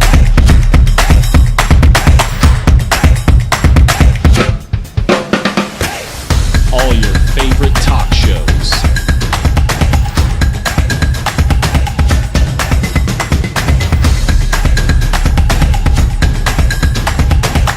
Find it on ProView Networks. Teenagers love a party, especially during prom and graduation season. Often, alcohol is involved. Some parents think that hosting a party with alcohol in their home will keep the kids safe, but it's wrong and it's illegal. As a parent, to allow your teenagers' underage friends to consume alcohol on your property is a felony. Parents who host lose the most. Don't be a party to teenage drinking. This is a program of the Drug Free Action Alliance. For more information, go to burnco.gov/do-not-host. Hey, look! It's Dwight Goodman! Boom! This place is hot. Let's see if anyone needs my help. How about I drive you madman home, huh?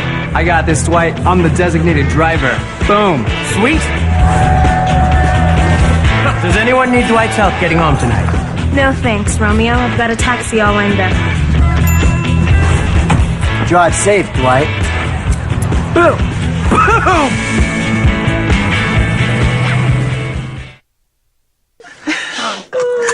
Seriously? You expect me to drive while you aren't wearing seatbelts? What's the worst that can happen?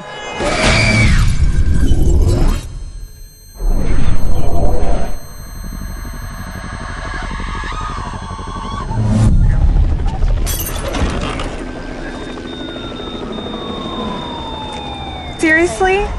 Buckle up. Okay. Thank you.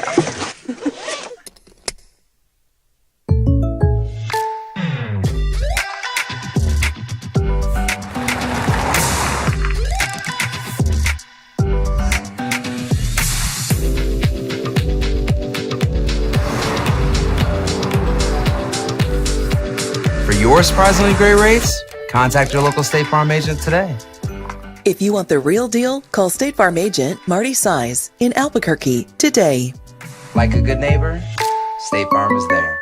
For your business or your home, Valley Fence stands alone. We're number one in New Mexico for a reason. It's the best fence you can own. Proudly serving New Mexico for over 50 years. At Valley Fence, the difference is clear. No fence too big, too small, or difficult. We handle them all at Valley Fence.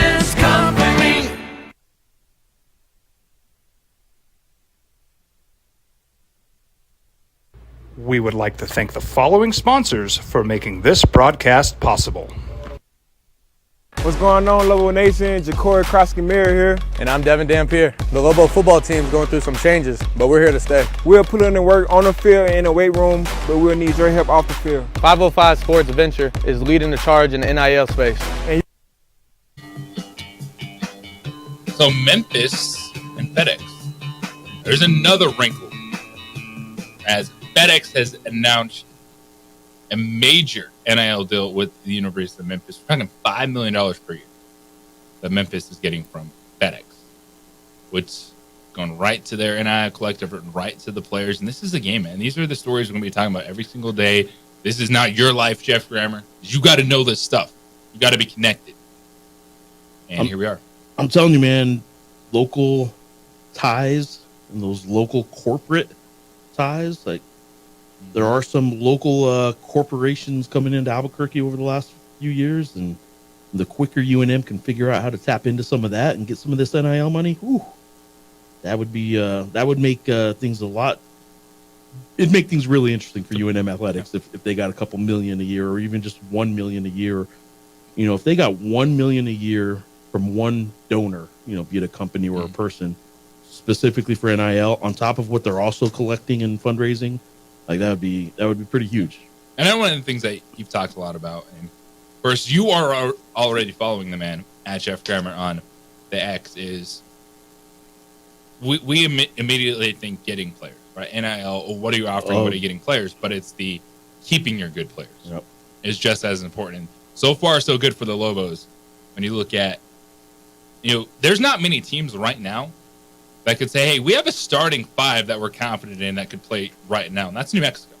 I don't know, and I'll look it up, and somebody else will too. I won't be the only one. But in this new era of all these transfers, the percentage of teams that will start, not just 5 returning starters, like UNM obviously won't be doing that, but 5 returning starters on a team is pretty rare.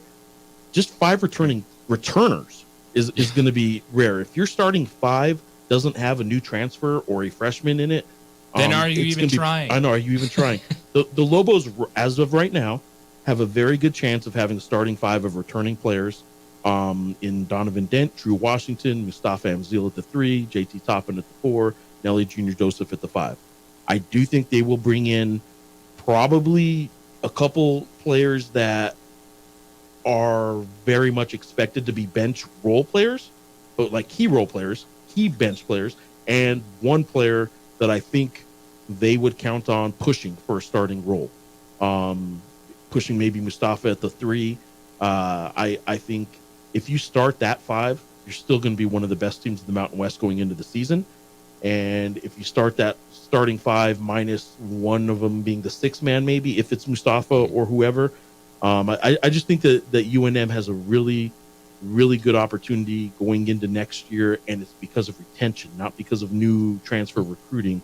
But man, if in about a week or so, and at the end of April, when this transfer portal closes, Donovan Dent and JT Toppin are both still on the roster, and then you talk about Nelly Jr. Joseph, who's already said he's coming back. He said it during the season. Mustafa Amzil's coming back, and if Drew Washington comes back, if all those 5 come back, man, you got yourself a really good situation going for next season. 505-246-0610 Sports Animal Hotline and text line. Paul got in and he said Title IX is going to affect this direct pay from the schools. They will have to pay men and women equal. Will they have to, or just offer the opportunity? So that'll be the another interesting part of when the schools have direct control of the payment. Then how does that affect Title IX, which they're required to abide by as well?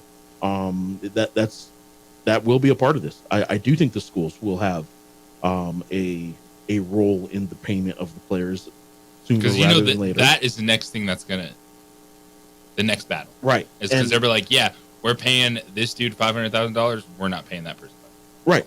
So how do you then determine it, right? And again, that's why I still think you're not going to be able to pull from the same kind of the pot of money that has taxpayer dollars in it.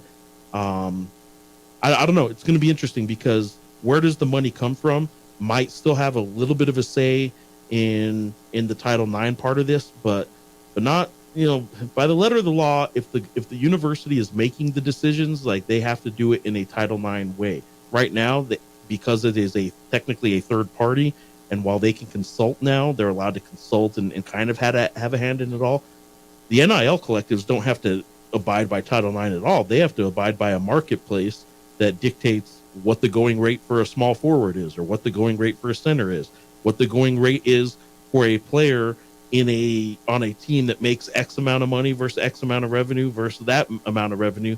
And I just think that if the schools take over, and I do think it will happen, it is going to be interesting to see then the Title IX challenges on that. And I think it will then stem from, where does the money come from? Yeah, it's changing. The battles are not slowing down. It's a new era of college athletics. Stoked for this weekend. We get Sunday too. NHL playoffs, they're dropping the puck. It is postseason time. You're a busy man, Jeff Grammer. It doesn't slow down even after basketball season. All the stories you're writing. You just dropped the New Talking Grammar podcast with Richard Pitino. Where can people find that? They're looking for. So you can get it on anywhere you find really good podcasts. If you want to listen, if you want to, where can you find a bad podcast? Yeah, right. You won't find mine there. But yeah, if you want to listen to it, you can get it all the usual spots, Spotify's, Apple Podcasts, all that good stuff. But if you want to watch it though, if you go to YouTube and search up Albuquerque Journal on the Albuquerque Journal's YouTube page, you can watch the video of it. And it is me and Patino sitting in front of a couple plants, and it looks like... I do like the two ferns. Yeah, the between two ferns thing. I'm telling you, man, I don't know why we have those plants in our new podcast studio, but we do, and it's background. It is ambiance, right? It is you come for the environment and the feel. So. Dude, I always appreciate it. Yeah, it's fun, coming man. in and hanging out there. I was just some of the easiest radio to do, getting to hang out with you, man. It's much appreciated. It's fun, man. I appreciate it. He is Jeff Grammer, Albuquerque Journal. Bob, thank you this week coming in. You're welcome. And helping us out. Jeff Symbieta is back on Monday, so don't you fret, y'all. Captain will be back. We have the Jim Rome Show coming up next. Colin Cowherd follows that. 2 Men On take over at 4, and then Ice Hopes Baseball continues their series in El Paso. Everybody, metal world, peace and love. Have a great weekend. Adrian, appreciate you as well. We'll talk to you on Monday.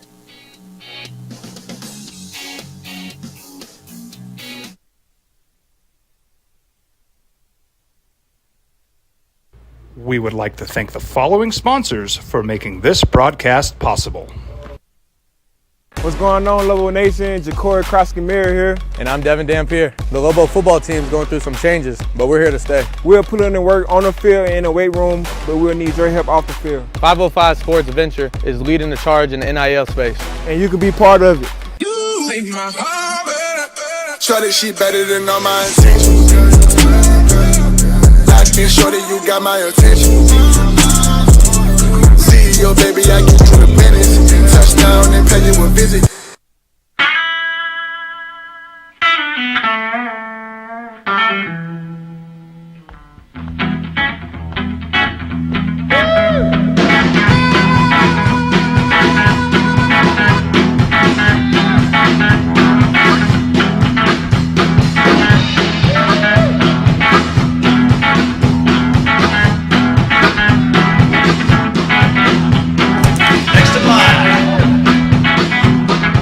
Rudy's is a proud supporter of ProView Networks. Teenagers love a party, especially during prom and graduation season. Often, alcohol is involved. Some parents think that hosting a party with alcohol in their home will keep the kids safe, but it's wrong and it's illegal.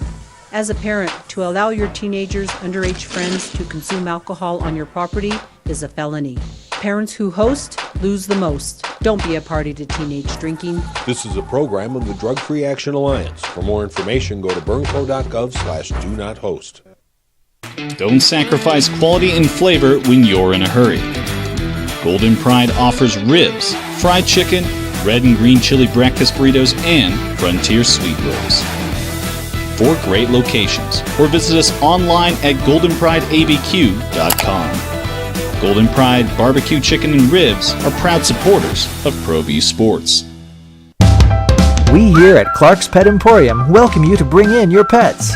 We know that having your pet with you makes the experience of shopping for them even better.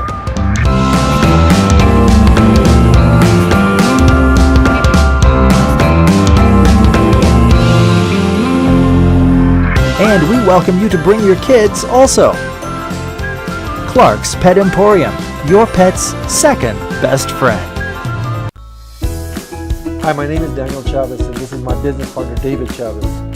We are the owners of Indeed Safety. Indeed Safety is a local safety consulting company helping our clients with their safety needs for their projects.